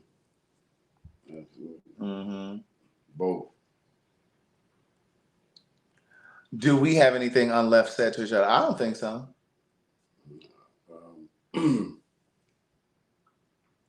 No, I don't. So sometimes, you know, this for me. Sometimes the best thing said is to continue living as you are. Sometimes, because sometimes words, like your intention can be to ease something, but your word can sometimes cause harm. So for me, I find that sometimes the best thing that I can do is to keep doing what I'm doing. Right. I'm so behind in these comments. Hold on, I'm trying to catch up. What advice would you give to women, especially Black women, on giving a Black man a second chance? Personally, growing up again, because I spent a few years of my life with my mother's mother. So 4 aunts, 4 uncles, their children, right? And so the information that I received as a boy was that I better not show any emotion, right? And so I lived with that information for most of my life. So what I realized recently in my life is that every relationship that I've been in with a woman, I've been emotionally unavailable because I've been taught that it didn't matter how I came in the house, I better not cry. Yeah. So I go into relationships. You say you like me, I say it because you say it. You say you love me, I say it because I can't show you that part of me because something is going on. I don't know what. Yeah, but you've been trained. So it's not until, again, that's why I talked about early, not knowing to knowing. I can't go back to not knowing. Now I know that I was emotionally damaged by my family unintentionally. Yeah. Unintentionally. But I was damaged, so I have a string of women that I left behind that I emotionally damaged because I wasn't mature enough, because I wasn't able to process my emotions and share my true feelings with you, because I'm afraid, again, I don't know what you're going to do with it, but something bad is going to happen if I let you see that side of me. And it just goes to also like the way that we raise boys. Mm-hmm. And those of you who've been watching me for a while, like y'all know, I got into it with Ty, my oldest nephew, about Chase. This was when Chase was, I don't know, shit, Chase may have been 6 or something. I don't remember. Those of you who've been watching me for a while, you know what I'm talking about. And I got on Ty real bad one day because he said something to him like, stop all that crying, like, you know, basically telling him that you can't express yourself. Okay, right. And part of the problem with Black men is, as little boys, we're taught that you can't cry, that that's soft, that you can't this, that, and the third. And then when you grow up and you get into these relationships with women or gay men, you can't open up and you don't know how to express yourself because you were trained not to emote. Right, right. Like there's a reason. And so like when we see, you know, we tell little boys, oh, toughen up, stop being a little girl, all that crying, you know, and then that's why you got grown men, Black men, stroking out or having heart attacks at 40 because they don't know what to do with those feelings. And the thing, like I can't really advise you. Again, I can only talk about my awareness that there was a problem and me addressing the issue. Like first and foremost, the guy has to acknowledge that he's been emotionally damaged. Right. He has to acknowledge that first and then do something about it. The alternative is you continuing to be in a frozen relationship, because that's what it is. Did you ever get into prison fights, and did you have time in solitary confinement? He definitely had time in solitary confinement. I can tell you that. Absolutely, both. Absolutely, yeah, both. Really? What's the longest you stayed in solitary? Do you remember? Probably about 300, close to a year. Because they. Oh my God! They can only keep you. Yes. For I think it's 305 days. Then they had to let you off. So I went through this where they'll put me on for 305 days. Take me off for a couple of days, put me back on for 305 because of things that I was doing. Right. Because everything that I was doing out there, I did in there. Right. Wow. I'm trying to catch up. Christopher King says, absolutely. I was incarcerated 11 months, and my addiction, it saved my life. I will be 18 years clean in July. Oh, wow. Congrats to you. Yeah, absolutely. I'm trying to catch up. I'm so behind in these comments. Look, she talking about, woo, Jimmy got a thug getting teary-eyed over here. I'm happy for you. Oh, she a thug, you a thug? Sensitive thug. I'm just trying to catch up with your questions.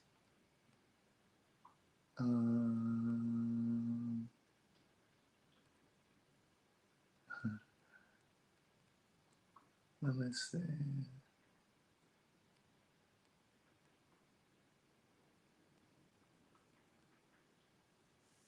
His birthday is April 18th. No, he doesn't have a YouTube channel.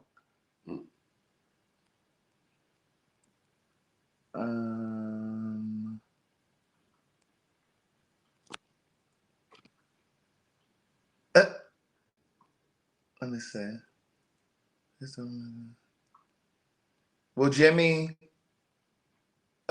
get his own YouTube channel?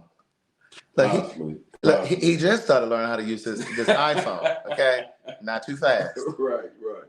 Right. Give me a minute. Right. Somebody said one kid is going to those meetings every day. He called me texted me yesterday, about what's your zip code? Because I'm trying to find a meeting. As Judge Mathis would say, and that's what Jimmy said. He goes every day. Okay.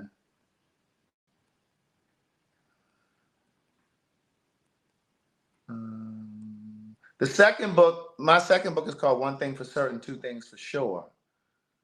The first one is called Words Never Spoken.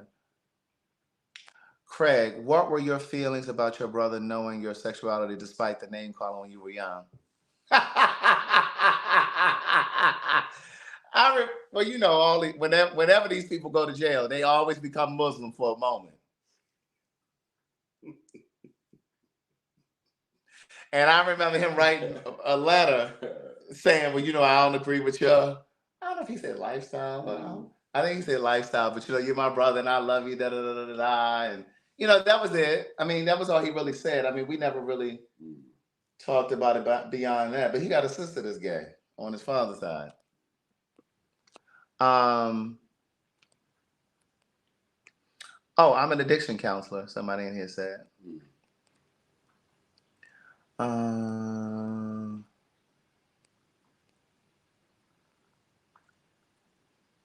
love Jimmy's transparency. I appreciate the honesty.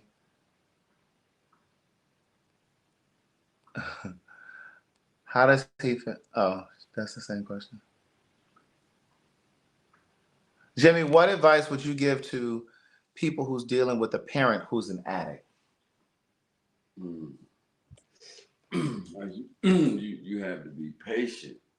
That's it. Because again, people have prayed. I come from a praying family.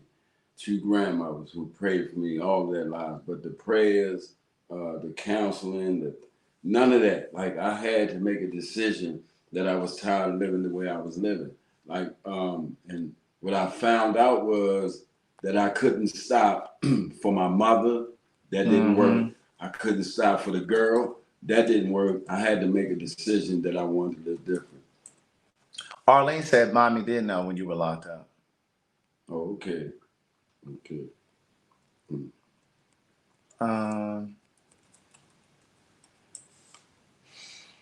What's Tamara's last name? Who was that? Is that it? McCall? Yeah, who was that? That's her last name? Oh, yeah, that's her. She in the comments. She said, I'm loving this entire vibe, the connection and love.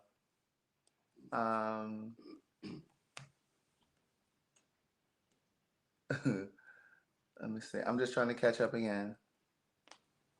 They talk about, will Jimmy's book be published by Impeccable Works? Whoever's the cheapest. Whoever's the cheapest. Whoever will put this life reveal. Yeah, if Impeccable Works will do it for the minimum. The minimum? Yeah, absolutely. I should get the brothers.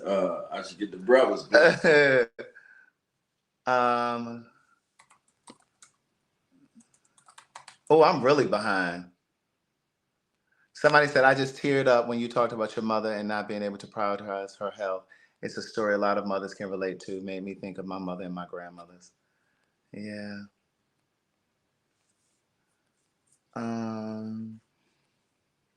Ever thought of motivational speaking? That's the ultimate goal. That's the ultimate goal.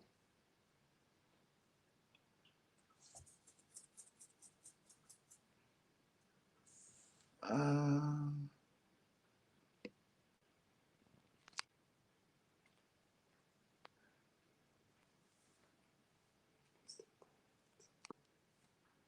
let me see.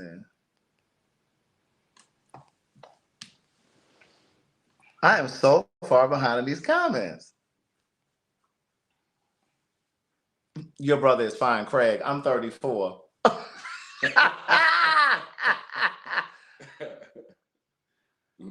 Jimmy in no way looks like what he's been through. He's blessed.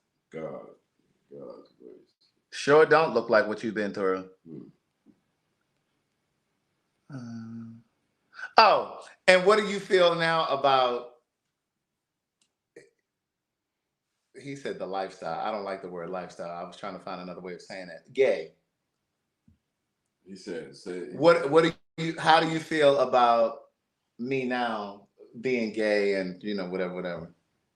I don't feel anything one way or the other. Like, you know, at the end of the day, like, you my brother, you know, that's all that matters for me. Cause like, I don't appreciate being called a dope fiend, regardless of what I do.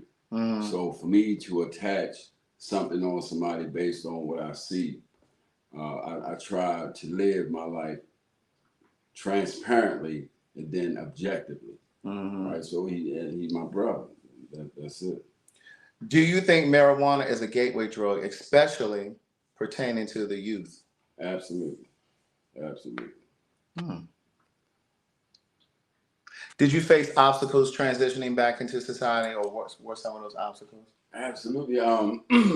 Because the normal process for coming home is you kind of like you trickle down, right, from one institution to another, lesser security measures, until so that the transition into society is a process, right? I was not afforded that opportunity, again, because of some of the things that I did while there. They deemed me unsuitable, so I came directly home after being.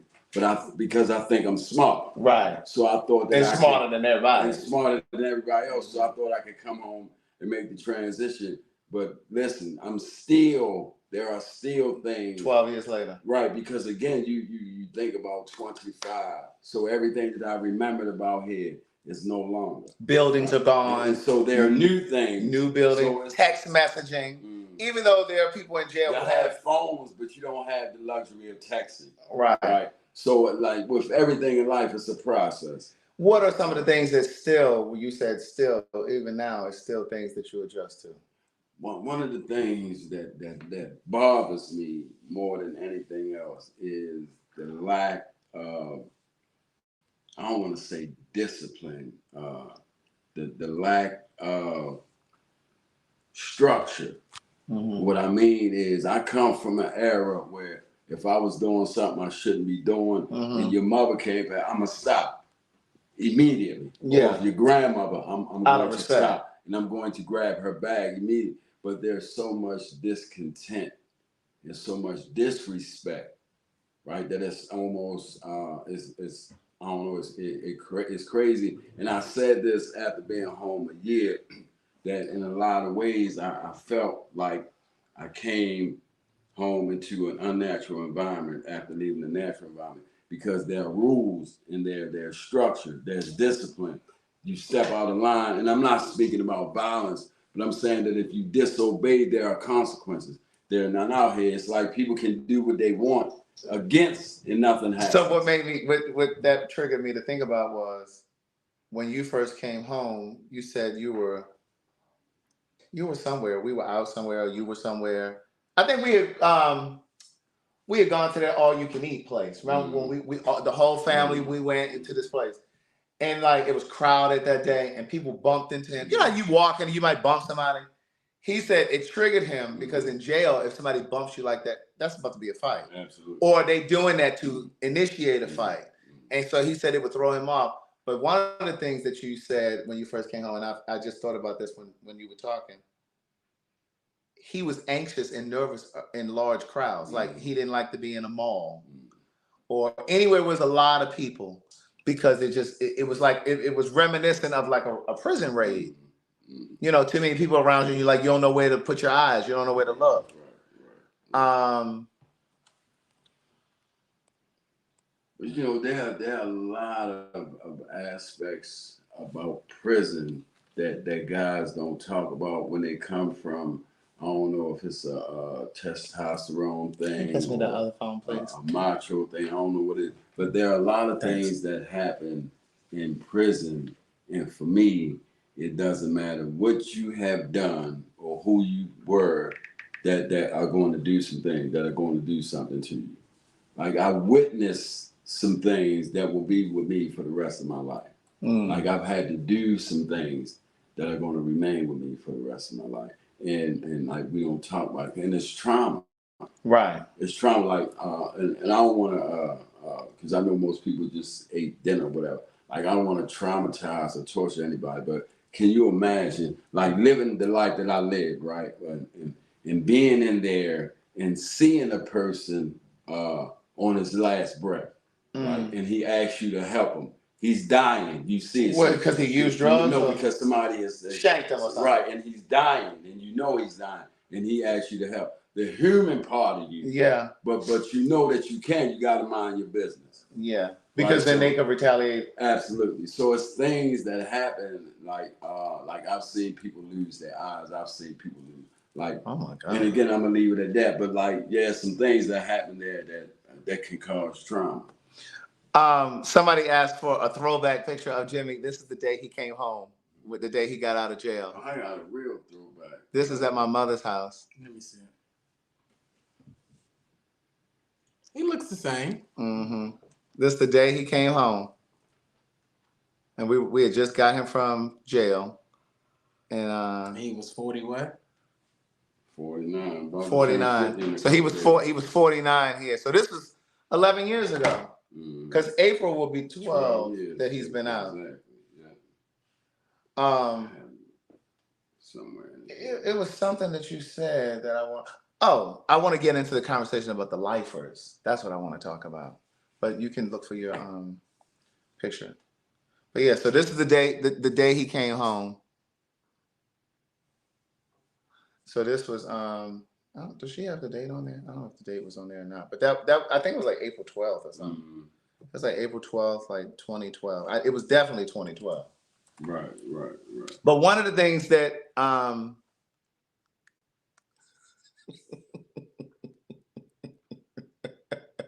somebody said, no disrespect, Camaro, but damn, he looks good. Don't make her for God's sake. Right. Here's the thing. One of the things I could have thought that Branzino by now. You hungry? Listen, she took that shrimp out over there. It's always a good time. Turn on that fancy oven.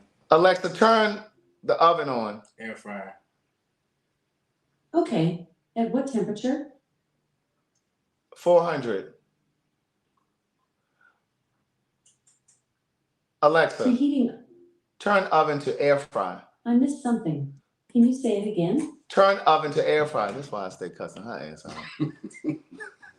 I don't know how to set air conditioning. She's talking about air conditioning. Alexa, turn oven to air fry. Okay. At what temperature? 400. Okay, there it is. Preheating oven to 400 degrees Fahrenheit for air frying. So the lifer thing. So he told me that men who are in jail for life, that are sentenced to life, they have the most relationships. Right? This classic prison pose. Is that money on the grass? No, those are pictures. Oh.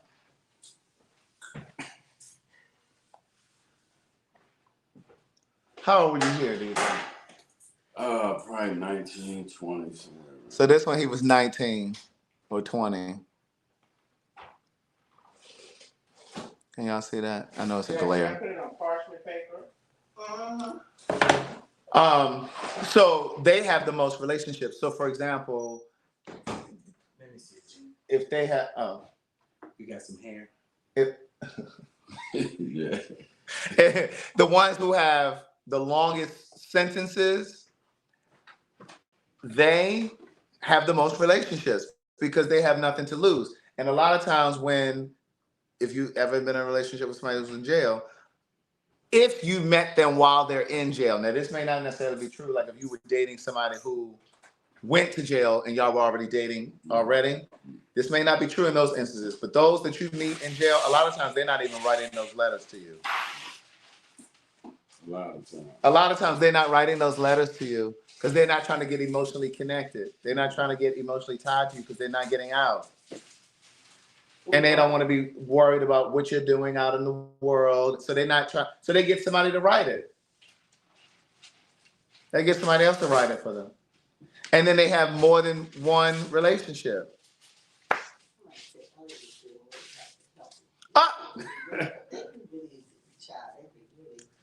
Somebody said, nah, my boyfriend went to jail and I sent his belongings to his mama house the next day. Okay. Good for you. But then here's the thing too. She was saying good for you. Yeah, listen, let them go. But anyway, there was something that I was about to say right there. Do you remember the story about the guy who came into jail straight, but one day in the lobby, it was some girl that was coming to see him like every week or something. You know what I'm talking about? I would tell the story. Absolutely. I won't say he's a friend of mine, but there was a guy who was so entrenched in a relationship With a guy in jail. He had a relationship with a woman who was coming to see him faithfully, packages, money, all of that. And so he made a decision one day to tell her to stop coming because I'm in love with, and this what it is. So he comes down, so the guy comes down to the lobby. This woman comes to see him. And the guy comes down to the visiting room and says to her, listen, you ain't got to keep coming here. I'm in love with somebody that's in here. What did he do, Jenny? Excuse me? What did she do? She got up and left. Once he takes her name off, she can't come back. But at the moment he told her they're sitting in the visiting room. I'm not there, so I can't recall. I'm just giving you what I got, right? Because I know the guy and I know how he was living there. Gotcha. And I know that he said this to the girl. Yeah. Now let me ask you this. I know your answer, but I'm going to ask you anyway. So, do you think that if a straight man goes to jail, yes, we did. If he goes to jail and he's in jail for 10 years, 15 years, shit, if he in there for seven months and he end up messing around with a guy, do you think that makes him gay or bisexual or? I think it makes him bisexual. Okay. Now, if he leaves jail and he never messes with a guy again and he only did it because he was in jail, what does that make him? To me, still bisexual. And I say that because, let me say this. Let's say for the sake of this conversation, I've been a plumber for 30 years. No, really. I've been a plumber for 30 years. I retire, now become an electrician. What am I known for? Plumbing. So because I changed occupations doesn't change the fact that you still possess the skill to be a plumber. Well, see, I say something different. I don't say he's bisexual. I say he was a straight man who had a gay experience. But if it was a one time, it doesn't continue. That's what I'm saying. He comes home and he never does it again. But because sometimes circumstantially, you know what I'm saying, he's in jail. He would have never done it if he was not. And I'm not saying every guy does. Because I'm getting ready to say circumstantially, I was there for 25. Correct. And I'm not saying anything about anybody. I know. Never had that experience. I know. Never masturbated. Well, because you had a girlfriend in there. Right. Girlfriend. So it's a choice. That's what I'm saying. It's a choice. Well, I don't know if I would say that because you said it yourself.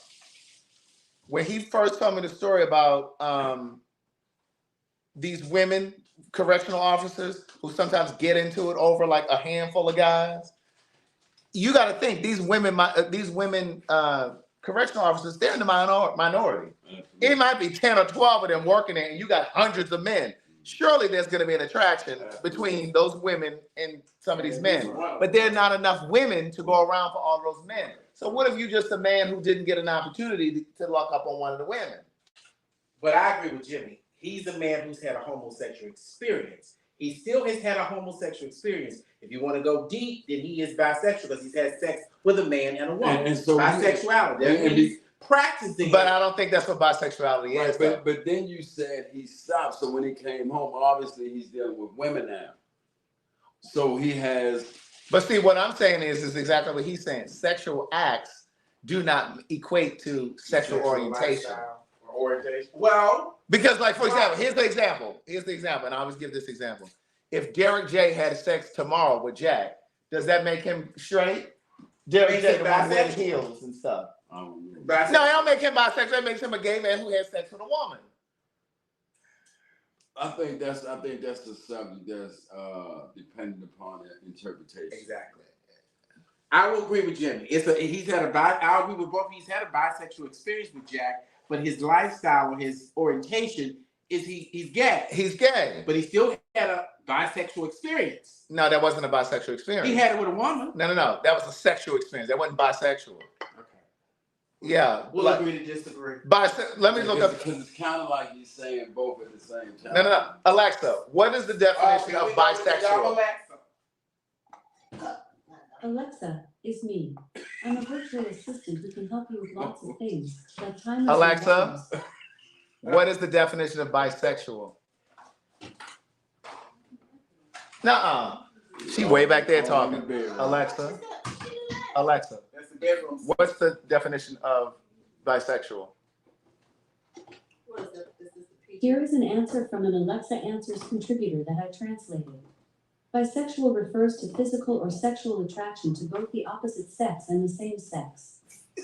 Derek J. No. It's attraction. It's attraction. So Derek could have sex with a gay man. Let me stop saying Derek. A gay man can have sex with a woman, but that doesn't mean he's attracted to her. I don't agree with Alexa's definition. She said that she got that from somebody who put it on Wikipedia. Next. No. Move on. I just think that who was that?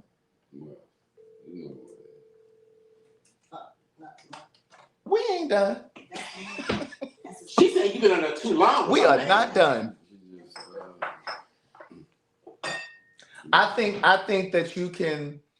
I think that a man can go to jail, or a woman for that matter, can go to jail, have an experience with a woman or a man, and then or the same sex, and then come out and never even look at it again. Because a lot of guys, I know a lot of guys who've done that and come home, and then I know a lot of guys who've done that, right? Yeah. With the guys, right? But a lot of them. But they will never tell a woman. No, not at all. And then few of them practice before coming in. Now that's bisexual. Right. Why? Because of the number of experience? No, because they may have been having sex with women and men outside of jail. They didn't just have sex because they were in jail. What I'm talking about is men or women who have sex with the same sex simply because they're confined. If they weren't confined, they wouldn't have done it. But you can't put that as the reason why they did it. I'm with Jimmy. I'm saying that there is a crop of people who do it because of that reason. But it's still a desire within the person to do it. It's not just because they're in a situation. No, there is a such thing as that, though. Geography. I don't just do something just for the sake of doing it. Something in me compels me, a desire to do it. To do it. Like I didn't just wake up and make a decision. Like one day I said I'm gonna snip some dope. That didn't happen. No, that's different.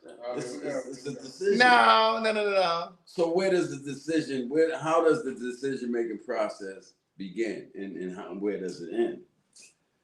Well, because I think that if a straight person has sex, and I ain't talking about how like women will sometimes do it when they're in jail. I mean, when they're in college. You know how women a lot of times will play around. Men do it too. Well, yeah, but I'm just saying, like, a lot of times you hear these stories about women playing around. Yeah, they just kind of mess around in college. That's a decision. Absolutely. But I'm saying, like, if you're in jail and sex is a human need. Like to like touch and so it's just like if you were I'm not talking about if I went to jail, if you went to jail. I've been there. Oh, I know. So let me. Did you have sex in jail? I wasn't there long enough to have sex with nobody because I've been doing it when I was out of jail. So let me be straight. Let me be clear on this with you. So you're saying a person in jail that has an experience, that's not a decision. Help me understand. But what I'm saying is he or she wouldn't have experimented, not for the fact that they were in jail. Jimmy said that's not a decision. I'm talking about a circumstance. I'm saying if they were in jail, they may not have done it had they not been in jail. But I still have to make a decision to do it, regardless of no. So who's making the decision then? But it's not necessarily a decision. What if it just happened? Great. Or for example, what if you in jail and you sleep and then you wake up and it's a man giving you oral sex and you had no clue, right. But then you wake up and you realize, oh nigga, no, you're in jail and you realize this nigga is sucking my dick, and then you don't stop it. So you make a decision in that moment that I enjoy it. I understand, but what I'm saying is that's a human. But it's still the decision-making process. No. Because listen. Because like if I wake up and somebody is pleasing me orally, and I make a decision that this shit feels good, that's what I do. I make a decision that it feels good, and I don't stop. No, you have to make a decision that it feels good. Your body tells you that. Yeah, so I don't stop. So your mind has no interaction. Because something in my mind said that this feels good. I like it. So I'm gonna go ahead with it. So there's a decision being made in that process. They talking about how to wake up swinging. Exactly. Yeah, after you get your nut. But wait a minute. Somebody said he or she needs somebody who. Wait, let me go back up to that comment.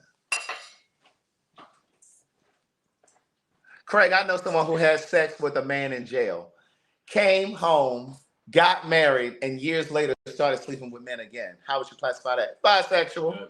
Why? Because he recommitted the act again? That's how you're because he clearly wanted to do that. So all those years where he wasn't sleeping with a woman, what was he then? He probably just didn't unlock it. No. You can't have it both ways. What was he then? He had the experience in jail, then he came home for 5 years, he was married. Only he knows what he was thinking and feeling before that, though. Well, he's in my mind, he's bisexual. He's still bisexual. I say he's bisexual, too. Well, he was bisexual when he left jail after that one experience. That's what we're saying, but you're classifying that he became bisexual. No. Because what I'm saying is if he was straight in the world, then he went to jail and he's locked up in jail for years and he had one experience. And then he comes out and he never does it again, never thinks about it. That does not make him bisexual. So let me ask this question in that moment. Can he erase the fact that happened? No, you can't erase it. So we can't go back to it happened, it didn't happen. We can't go from not knowing to knowing back to not knowing. He did it regardless how many times. Again. If I rob a bank one time, I'm a bank robber. I'm still a bank robber. It doesn't have to occur over a period of time or several times. Because I did it that one time, that's what it is. And I'm going to go darker. If you molest a child, you're a child molester one time. Well, for sure. If you rape one woman. For sure. But you can't, I'm not equating child molestation with. No, but we're just talking about. But what I'm saying is, here's what I'm saying. One time action. Okay, but here's what I'm saying. I know women who will say, they're not a lesbian. I'm in a lesbian relationship. Okay. Yes, they with who? How can you be in a lesbian relationship? I've heard two women say that. So how can I be a mechanic and not work on cars? You could be working on planes. Well, I'm still working on something. I'm a mechanic. How can you classify yourself as a mechanic because of my trade? Exactly. How can you classify yourself as a plumber? He around here doing electricity. Exactly. But don't know how to plumb. Exactly. That don't make no damn sense. So I listen. I agree with the whole. They are not ready yet. I'm hungry. And that ain't gonna make them ready. Right. That is not gonna make them ready. Because he peeking in there. I just told Alexa to turn on the oven, and he looking in the oven. Close the oven. Close the oven. It is not ready. How many minutes ago was it I asked her to turn on the oven? And he is pulling over the door. Huh? They in there. Shit. But anyway, I guess that's all I had to say. Anything else? No, I'm good. But we can, you know, like I love this. We can pick Yeah. up tomorrow. We'll pick up tomorrow. Yeah, And I'll put some of this on y'all. give some Patreon stuff too. Did you get some casual? I don't know. Well, when you got some over here, you can donate. What's over here for me is for me. You can donate those. Let me see what you got. I don't know. That's not why. Well, open it up. I know you were just doing it. Yeah, I know you weren't expecting that. Well, you're a motivational speaker. Okay, somebody told me to give you Angela Robinson. Thank you. She sent this out. She told me to give you half. That's $7. You're lying. It's $7.50. That's $7. Angela Robinson said $15. I'll give you $7.50. I'll give you $7.50 of that. Wait. Somebody says, as a heterosexual woman, some of this stuff confuses the hell out of me, but I definitely learn a lot. All right, that's all that matters. His Cash App is, can somebody put it up there again? It's a dollar symbol, the number 4, Siler. And here it is. That's it right there. Did anything else? Thank everybody. This was not in here when I looked in here before. What did you want? What? You just didn't know because his wasn't ringing, so they was blessing Clearly. while it was on site. Clearly. Got me over here volunteering. But listen, let me explain something to you. This is called living in the overflow. What spills out of the cup is for you. What's in the cup is for me. Oh my God. But no, listen, he's here until Sunday, so we'll definitely do another live. It may not be this conversation, but and like really, I've been throwing around the idea for a podcast because Eric is like a computer, so we've had some conversations. Because what I do is I try to invoke conversation. I put thoughts out. I put stuff in the atmosphere because I want to get people to have certain conversations, and that's my way of doing it. Yeah. Somebody said, if you threw your undergarments at the camera, this is the time to come and collect your belongings. Because the show is over. Oh my God. But anyway, listen, you guys have an amazing, let me say thank you because somebody did. Thank you, Angela Robinson, for the Zelle. Yeah, thank you, everybody. Everybody, God bless you. Okay, somebody sent you a Zelle to me, but they don't have Cash App. So she asked me to send it to you. Thank you. So that's $11.94 I owe you. Oh, Jesus. And then, thank you, Keisha Benjamin, for the Zelle. I'm looking at the Zelles. Okay, that's it for Zelle. Thank you very much. I'll send it over.